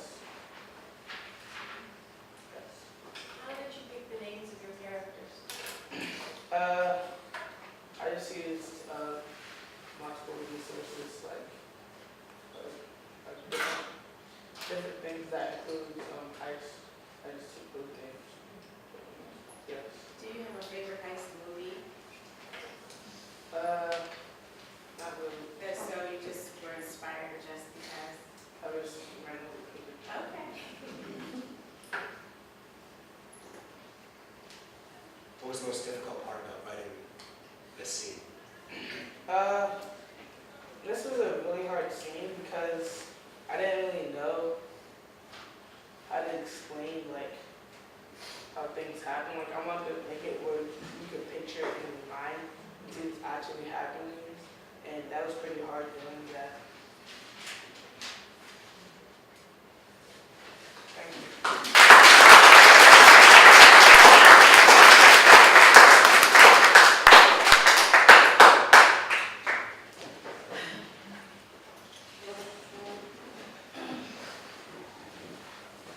Okay, so I'm gonna read a little scene I wrote. It is not part of my short story.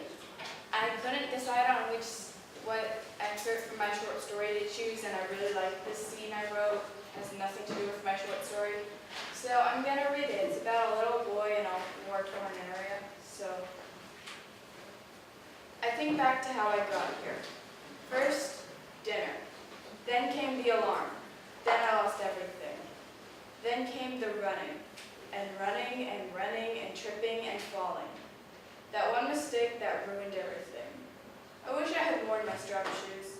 I wish I wasn't too proud to admit I couldn't tie my shoes. I'm still in shock. When the building fell, everything went dark. Dark and quiet. Still, all I can hear is the shouting and explosions. I clutch my little brother in my arms. I cry. I don't know if he's alive or dead. Either way, I'm not leaving him behind. To think, I was so excited. One more week and I hit 10. Double digits, finally. That's all gone now. No one knows I'm down here. No one cares. Even if I did get out, I'd probably still die. What even is there to live for anymore? My elder sisters, my mom, my dad, my grandpa, all dead. I start to scream. I don't know why. Sadness, anger maybe? I can feel the oxygen, the life, slipping away from me. I cry harder. My brother's gone too, I thought. He was only 3 and I already can't imagine my life without him. I give up, I say to no one in particular. I hold his hand in mine and pray. Then, a miracle. He grabs my hand. He opens his eyes just barely. Don't give up, said his stare. I rise to my feet. I didn't think. I didn't think about the war, how far from the surface we were, how I was even going to do it, but I was getting us out. My brother was not going to die in a hole. We were getting out of the rubble. So, thank you.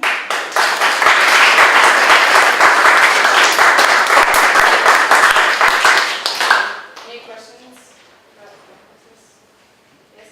I noticed there was a lot of math in your story. I was just wondering, like, it seems to be a lot of math in the adolescent stories. I was just wondering, where does the grooviness come from? Actually, this is just a scene I wrote. My short story is actually very, very light humored and funny. It is about me, annoyed that I cannot think of a story to write, and annoyed that I'm writing about writer's block again. You can read it at my gallery walk. It's not the best. I wrote it like 10 minutes before it was due. So this, actually most of my writing is usually pretty light humored, so I wanted to try writing something a little dark. This was supposed to be kind of uplifting, like... It does have an uplifting ending. So, yeah, any more questions?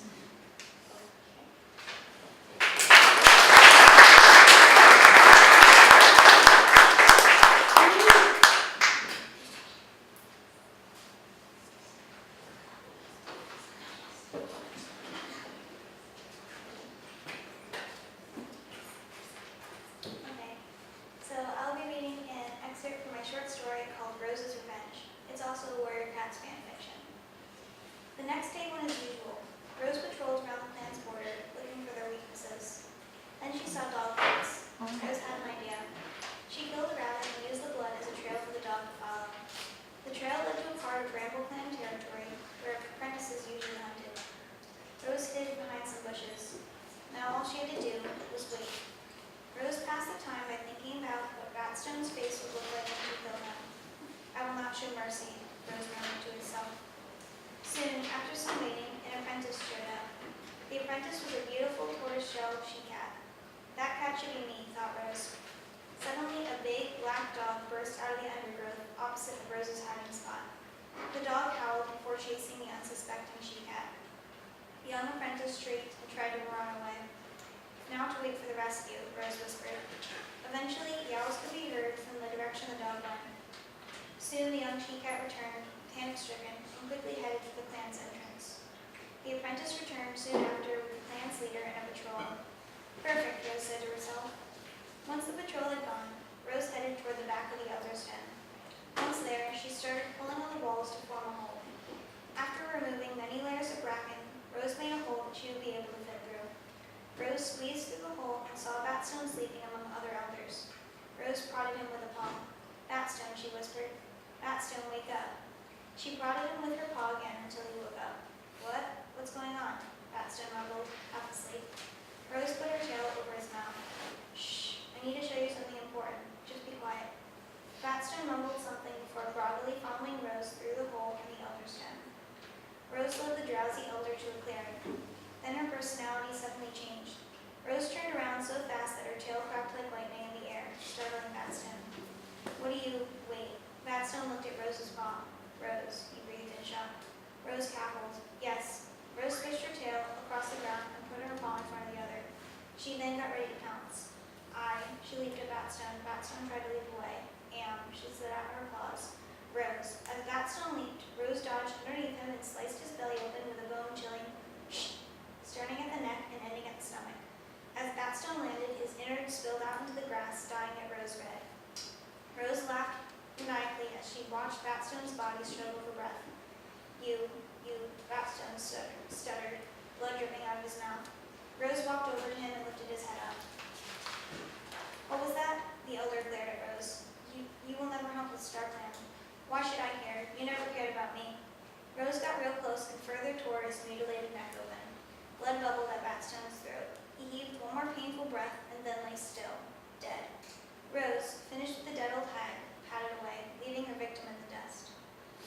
Are there any questions? Any further questions can be asked at the gallery walk.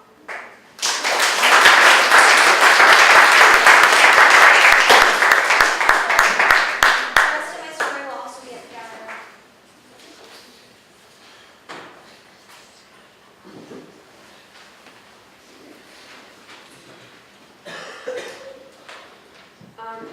So this is an excerpt from my short story. My short story is not done, and the rest of it is on my gallery walk. I wrote this scene because I wrote the scene and I'm proud of it. Yeah. The window had not been thought to have this purpose when Lena's parents bought the house 6 years ago. When Lena was 9, sneaking out at 12:13 a.m., Lena had checked, would never ever been on Lena's things to do. Now her foot was on the windowsill, waiting for her brain to give the order to jump. The cold air seemed to slice her face. Lena, a skilled liar made by Halloween chocolate, did not want to be caught, but she knew her foot was not going back in the room, in her bed, and under the covers until 6:30 a.m. It was a small jump, 4 to 5 feet, but it was a humongous leap for Lena. You have to move your freaking foot, she thought. You have to jump. What you'll do if you don't. She inhaled and brought her lips together. I do not want to be caught, she stated. I do not want to, and I will not be in trouble. She cast out a worried sigh, and she jumped. She landed, and her knees fell, probably from the lack of athleticism in her earlier years. She sighed and reached back up to close her window. The tiny sill was a bit hard to close. She didn't want the cold air to wafted and alert her parents of her absence. She clenched her jaw and closed her eyes. I am going to do this. She turned at the woods and started trudging to it.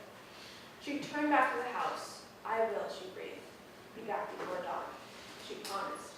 She rustled at her stomach-filled pockets and took out from one a playing card and from the other, after some searching, for marbles. Touching it sent a tingle of excitement through her. Though she had a concept of what the marble would lead her to, she also had no idea. Foreboding felt heavy on her shoulders. You couldn't really see the color of the marble from the darkness of the hours, even though the light pollution around her was moderate. She was close enough to the city, but far enough that when she's stealing away to the wilderness, she might not come back out. She placed the marble on the edge of the playing card. Without touching it, the marble spiraled around closer and closer to the middle. The marble then lifted an inch. It started pulsing glows, slowly increasing in light in the lapses between the glow shortening. It quickly became too much for Lena's eyes to bear. She didn't let go of the card, but with her other hand she shielded her eyes. She hoped it didn't wake her parents. She mumbled and thought, oh, damn. She looked back at the marble. She looked back at the marble and card. She tugged the card from under the marble and in her front jean skirt pocket. She looked back at the marble. Still floating an inch off her hand, it had a pink glow to it. It also had a tiny red arrow inside of it. It was pointing towards the dark forest. She inhaled and started walking towards it.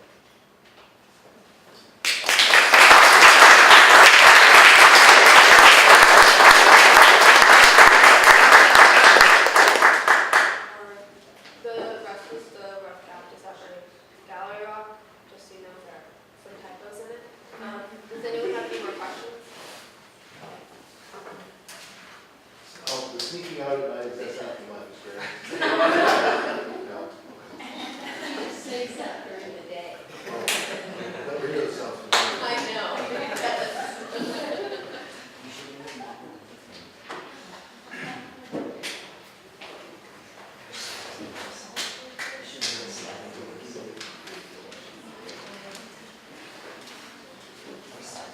In December, my group and I tested the relationship between the height of snappies and the pH level of the water being used to water them. pH is a measure of hydrogen ions in a solution. The pH of a solution will indicate if the solution is a basic solution or an acidic solution. The lower the pH, the more acidic, and the higher, that more basic. If the pH is around 7, 6 to 8 it's considered neutral. For our experiment, we watered our plants with different solutions. We had 6 plants total, 2 for each solution. For the lemon juice plants, we just used a mixture of lemon juice and water. For the tap water plants, we used tap water and we measured the pH level to make sure it was 7. And for the baking soda plants, we mixed baking soda and water and got a pH level around 8 or 9. So we measured the height of each plant daily, and it says the average, so that's the average height of each plant, like per day. The conclusion we came to was that a pH level of 7 was best for snap peas. As you can see, the tap water plant outgrew all the other plants. The baking soda plants didn't grow. I think that's because of the baking soda.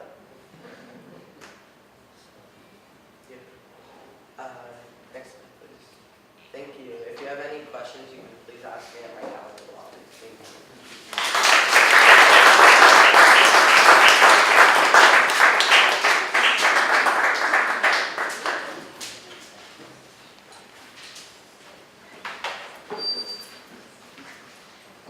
This trimester in science, we studied the human body and how exercising affects its anaerobic and aerobic energy systems.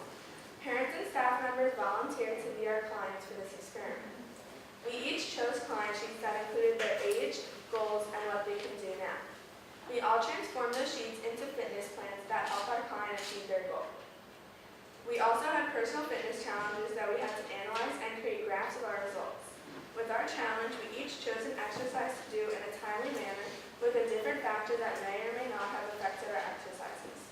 Here, students will share with you their individual research, but first I'm going to present my meta-analysis of the class's personal fitness data. The graphs that you see here were all done by individual members of the community. We each chose different factors to experiment with, and first I will show the graphs that have a factor that has to do with sleep.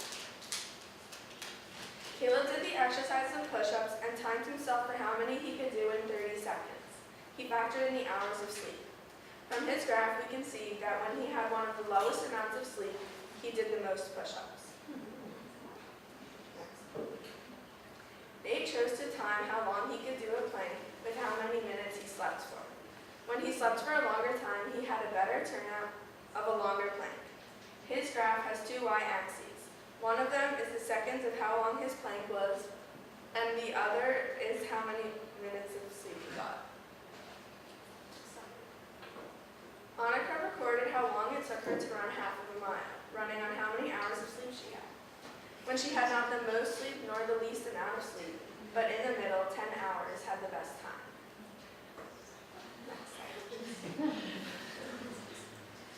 Sia did something a little different than timing how long she slept, but she also timed how long she could hold a plank. She recorded what time she woke up. The earliest time that she woke up was also the longest time she held a plank for. Based on all of the conclusions, there was no trend between all of the graphs, maybe because each person is different with how they adjust to how many minutes or hours of sleep they got. Next slide. The next factor that many people chose was to record whether or not they listened to music or which type of music. Next slide. Olivia was the only one that recorded whether or not she did a longer plank with music. Doing a plank with music affected her more because she got a longer time, while she got a shorter time doing a plank without music. Sudarshana also chose to do how long she could hold the plank for, but with different types of music. She had a higher success when she of holding a plank for longer when she listened to country music. Next slide. This one is my graph, and I chose to do how many sit-ups I could do in a minute with either fast or slow music. Surprisingly, I progressed more when I listened to slow music and got the most sit-ups. Next slide. The conclusion for all of the music category combined was that everyone did better when they listened to music, but the type of music varied, probably because different people like different types of music. Next slide. The next factor is all different ones that no one else had. Next slide. Lizzie was timing her planks, and she chose to factor in whether or not she looked at the stopwatch. She had more success when she did not look at what time she was at. Next slide. Mikkel dances, so she decided to see if her dancing that day affected how long she could hold the plank. She did better when she didn't have dance, but she had dance a lot less days than she held the plank for. Next slide. Mango chose to record how many sit-ups she could do in a minute, but factored in if she did it either in the morning or afternoon. She had more success when she recorded her data in the afternoon, although most of the days varied. Next slide. Seth did pull-ups as his exercise and recorded if he wore a short or long sleeve shirt. He started having less success when he wore a long sleeve shirt, as you can see from his trend line, but he ended up doing better when he wore a long sleeve shirt. Next slide. Naila did heel raises and factored in if she did or didn't chug Gatorade before. In the beginning, when she didn't and did chug Gatorade, it was about equal, but as she progressed, she didn't chug Gatorade as much and did more heel raises. Next slide. Thank you for listening. Any questions?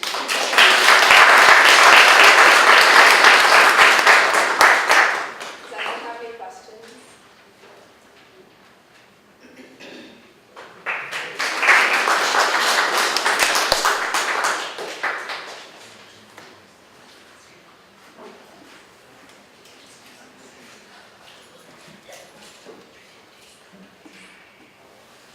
Hi, my name is Caleb, once again, and I made, as you can see, a website on my client, and I'm just going to talk about it. I called it Workout Mania, and you just keep on scrolling down. It says like what we do, and it says again, touchdowns, extra stuff. But if you go to the client overview at the top. I made this for Mr. Bevan. You know this. His goal was to develop more strength and endurance in his upper body and core.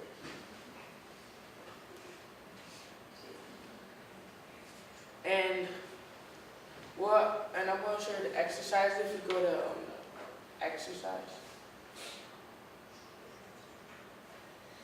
These are all the exercises that I want to do for Monday, Tuesday, Thursday, throughout the week. And I'm just going to share one for Monday.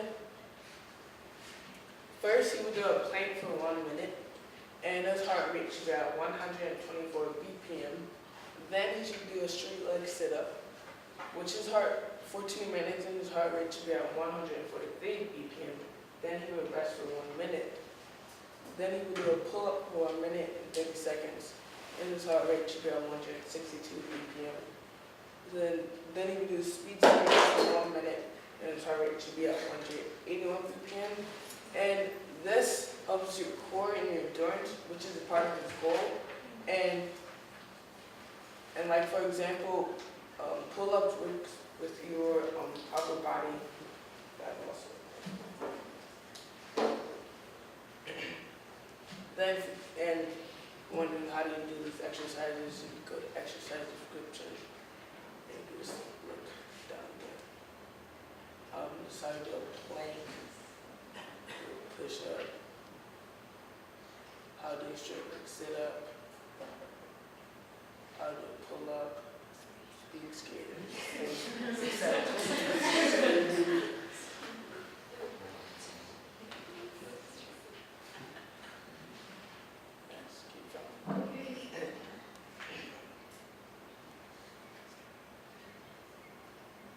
then if you go all the way back up, you go to my bibliography, and these are the websites that I used. And you could also look at this at my gallery walk if you want to look at the other pages, and you can look at that. And for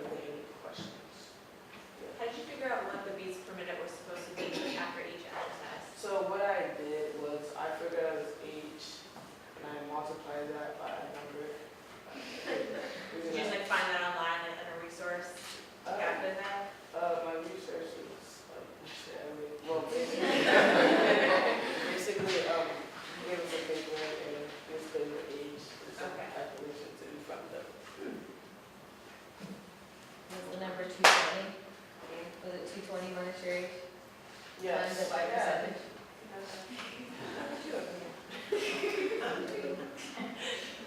Any other questions?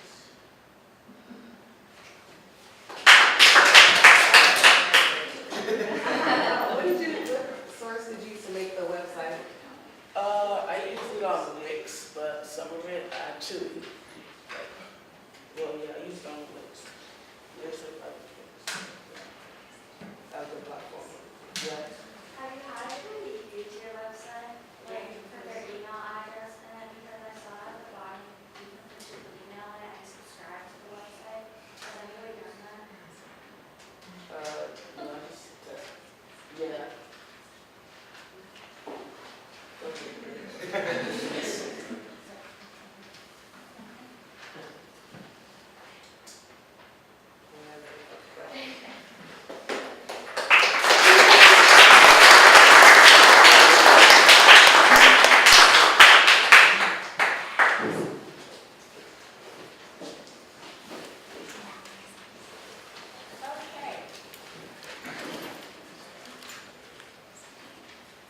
Okay, so my client was my dad, and he works in London, so he is constantly traveling, and even when he's not in London, he's in India or Iowa or something, I don't know. So his goal was to come up with a workout routine that allowed him to travel and work out, because most of the hotels he stays at don't have gyms. So we're going to skip the next slide because that is my client overview, and that has personal information. So I broke it up into 3 categories and 3 subcategories. So first category is flight, and there are 3 subcategories in that, which are while seated, while standing, and after flight. This is obviously on the airplane. The second one was when he's at the office, and the third one is when he's in his hotel room. Switch the last 2. Okay, so we're going to go to the next slide. So how I have it set up here is I have a little airplane icon in the corner to let you know that this is in flight. I have the exercise name and how to do it. So we're just going to skip by these because if I read all of them, we would be here forever. These are not really exercises. They're just stretches to keep your blood circulating while you're in a flight. This is while standing because it's very important to walk around while you are in an airplane, because you don't want to be sitting for 7 hours, which is the average time of his flights. So we have like a bunch of stretches here that you can do after flight, because you also want your blood circulating after flight. We just have 2 things here. We have child's pose, which is a popular yoga pose, and a wall stretch. Okay, so in hotel now, this is where we're going to get into our exercises. So that's like when you think somebody's saying, I'm going to go exercise, taking push-ups. So these are all anaerobic exercises, and his heart rate should stay between 109 to 126 beats per minute, but like that's not for everyone. So we're going to keep going. So everything's the same, only instead of an airplane, it's a building, and I added that there. These are the muscles that are stressed.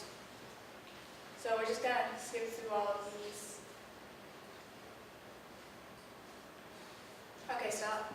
So this is luggage overhead presses. One of my dilemmas was he didn't want to bring any equipment with him because he didn't want to check a bag because they take forever to give it back to you. So I thought, well, you're already taking your own personal weight with you, and instead of like taking weights on or putting them off to like make them heavier or lighter, you just put stuff in your suitcase or take it out. So it also encourages people to travel light, so So the next one, this is luggage rows, similar to the other one, just replace weights with luggages. I wanted to put an office meme here, but like I couldn't find a good one, so it's a telephone. And we're back to stretching. It's totally different than the airplane though. So we're just gonna skip by these. These are like, I think shoulder shrugs is the only one that doesn't end in stretch. No, spine twist. So like there are a lot of these, and these aren't like do like a specific amount of exercise. So have fun with your exercise, because you should always have fun. These are things that aren't really in like a workout routine, but I still think he should do because they're fun. So we have take the long way to work, jog to work, offer to help people put their bags up on a plane, stretch with a friend at work.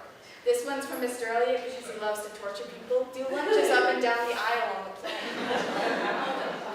Take the stairs instead of the elevator. Don't skip meals. Get lots of sleep. Ask others about their workout routine and tell them about yours. The most fun one of all. Take a day off and have fun. And then we get to the most exciting part, the bibliography. I will answer questions at my gallery walk. Thank you.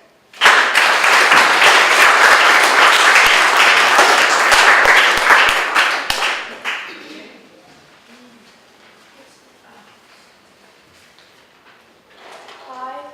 Today I'll be showing a sample set that I'll be giving my mom, her name is Shweta. So her goal is to finish a 5K by the end of spring. First, to begin with, she'll be doing a 10-minute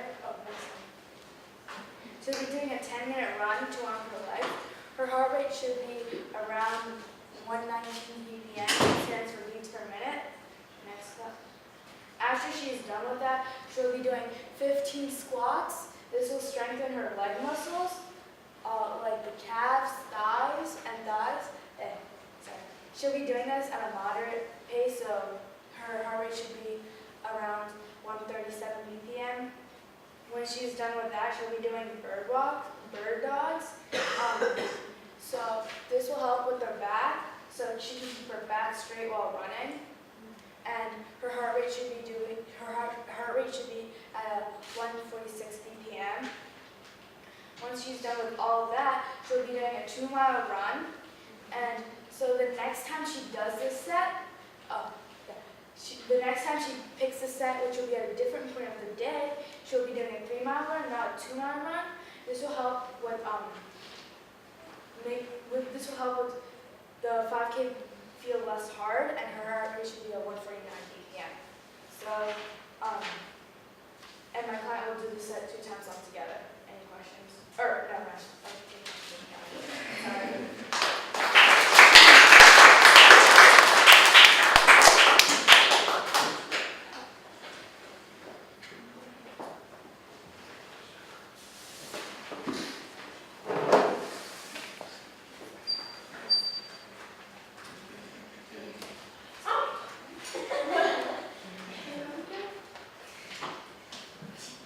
Hello again.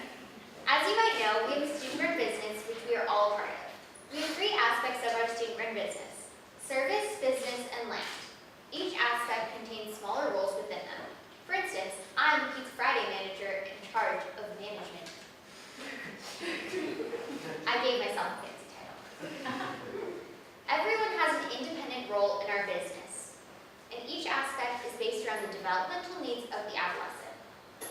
We adolescents strive for independence, and our business gives us that. Here are some adolescents who would like to talk about the different branches of our business and how these roles have given them independence and special opportunities in our greater community.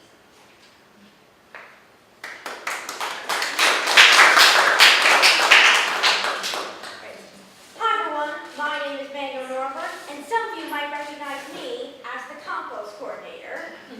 As you know, my job is to maintain our school's compost. In order to maintain it, I need to learn about it. So today, I'd like to teach all of you what I've been learning about compost. Now, some of you might want to ask me this big question: what is compost? Compost is a very nutritious and beneficial soil-like substance that improves the soil structure.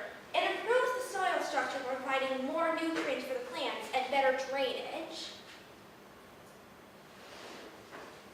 When you are creating your compost, it requires items rich in these 2 vital elements: carbon and nitrogen. Carbon-rich items are known as browns, and nitrogen-rich items are known as greens. Right here are some examples of browns and greens to compost.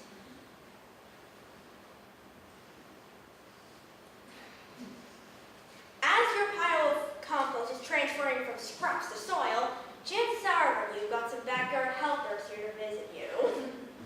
There are organisms called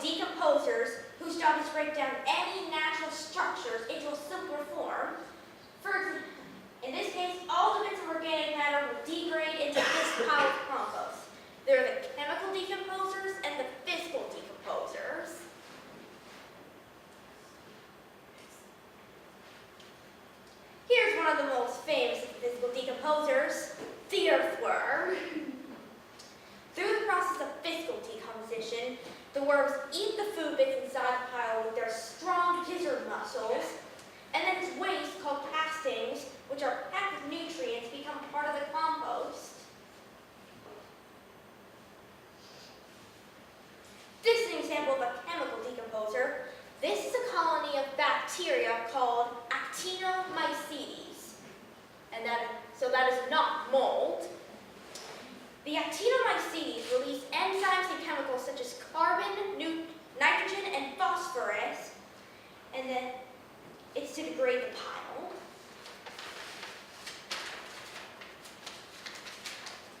When you're using compost, you also have to consider their qualities. Some of the most important qualities to look at are the pH levels, organic matter content, salinity, texture, and scent.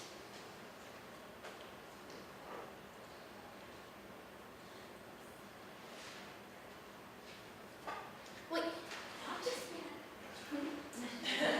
You also could be wondering how Greenspring Montessori does their compost. I am glad you asked.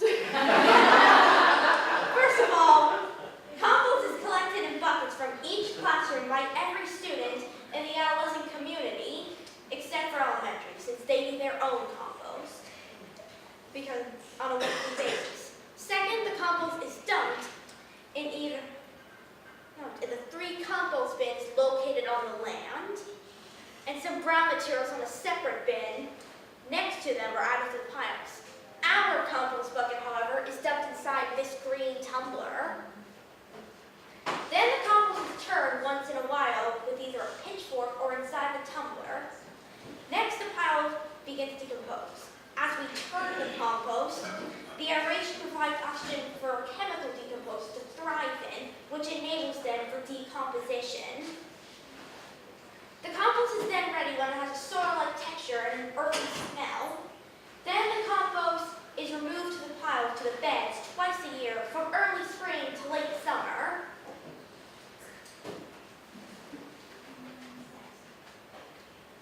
Whether you would like to start composting or already doing so, I hope you'll remember this important information you need. Thanks for listening.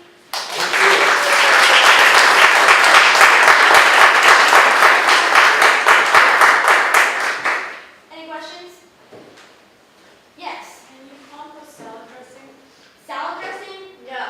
Dairy products in general can't be composted. But like oil and vinegar? I don't know if oil and vinegar is it. Yes. You refer to smelling the compost and it should have an earthy smell. Are there any smells that you have to get before earthy? No, I don't think Are there bad so. smells to worry about? No, I don't think so. If you ever smell anything bad, it's coming from an uneven ratio of greens to browns. Anyone else? Okay. Yes. If you have like a whole half cucumber, can you just toss that in or do you have to slice it up? Whenever you have any large portions of food you want to compost, make sure to chop them into small bits first. Thank you. If you have any more questions, I'll answer them during the gallery walk.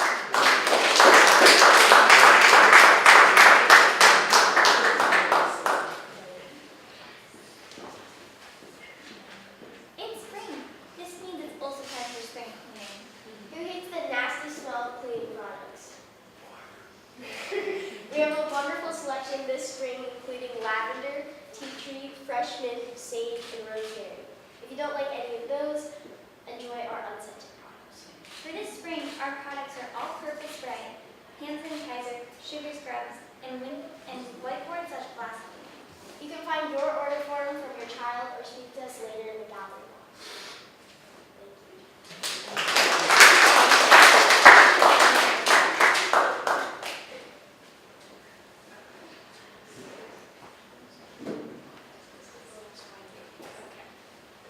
Okay, so we're finally on the last one. So I am the events manager, that is my managerial role. And today I'd like to talk to you about the Rainbow Run. So, if you're new, you're probably wondering what the Rainbow Run is. It's a fun thing we do in Meadowood Park run where we will throw colored powder at you, and it is a lot of fun. And this is going to be our 4th annual one. It's a great way to raise money for the Adolescents business. And this year we are doing something new for the 6 and under kids. We will be doing a fun egg race where they put an egg on a spoon and get to run with that because they don't really like the rainbow run because it's too long for them, and not every little kid likes having stuff thrown at them. So we'll be doing that. Excellent. It'll be on Friday, April 26th from 4 to 5, and there will be Greenspring and school store products for sale. It will be at Meadowwood Park. The ticket prices have not been announced. They will be announced after spring break. All I know right now is that they will be the lowest ones we have ever had, so that's good. If you have any other questions, please talk to me at the gallery walk. And now I'm going to do the closing. So thank you for listening to all of our presentations. We hope you all enjoyed yourself and learned something new. Now please join us in the classroom for the gallery walk.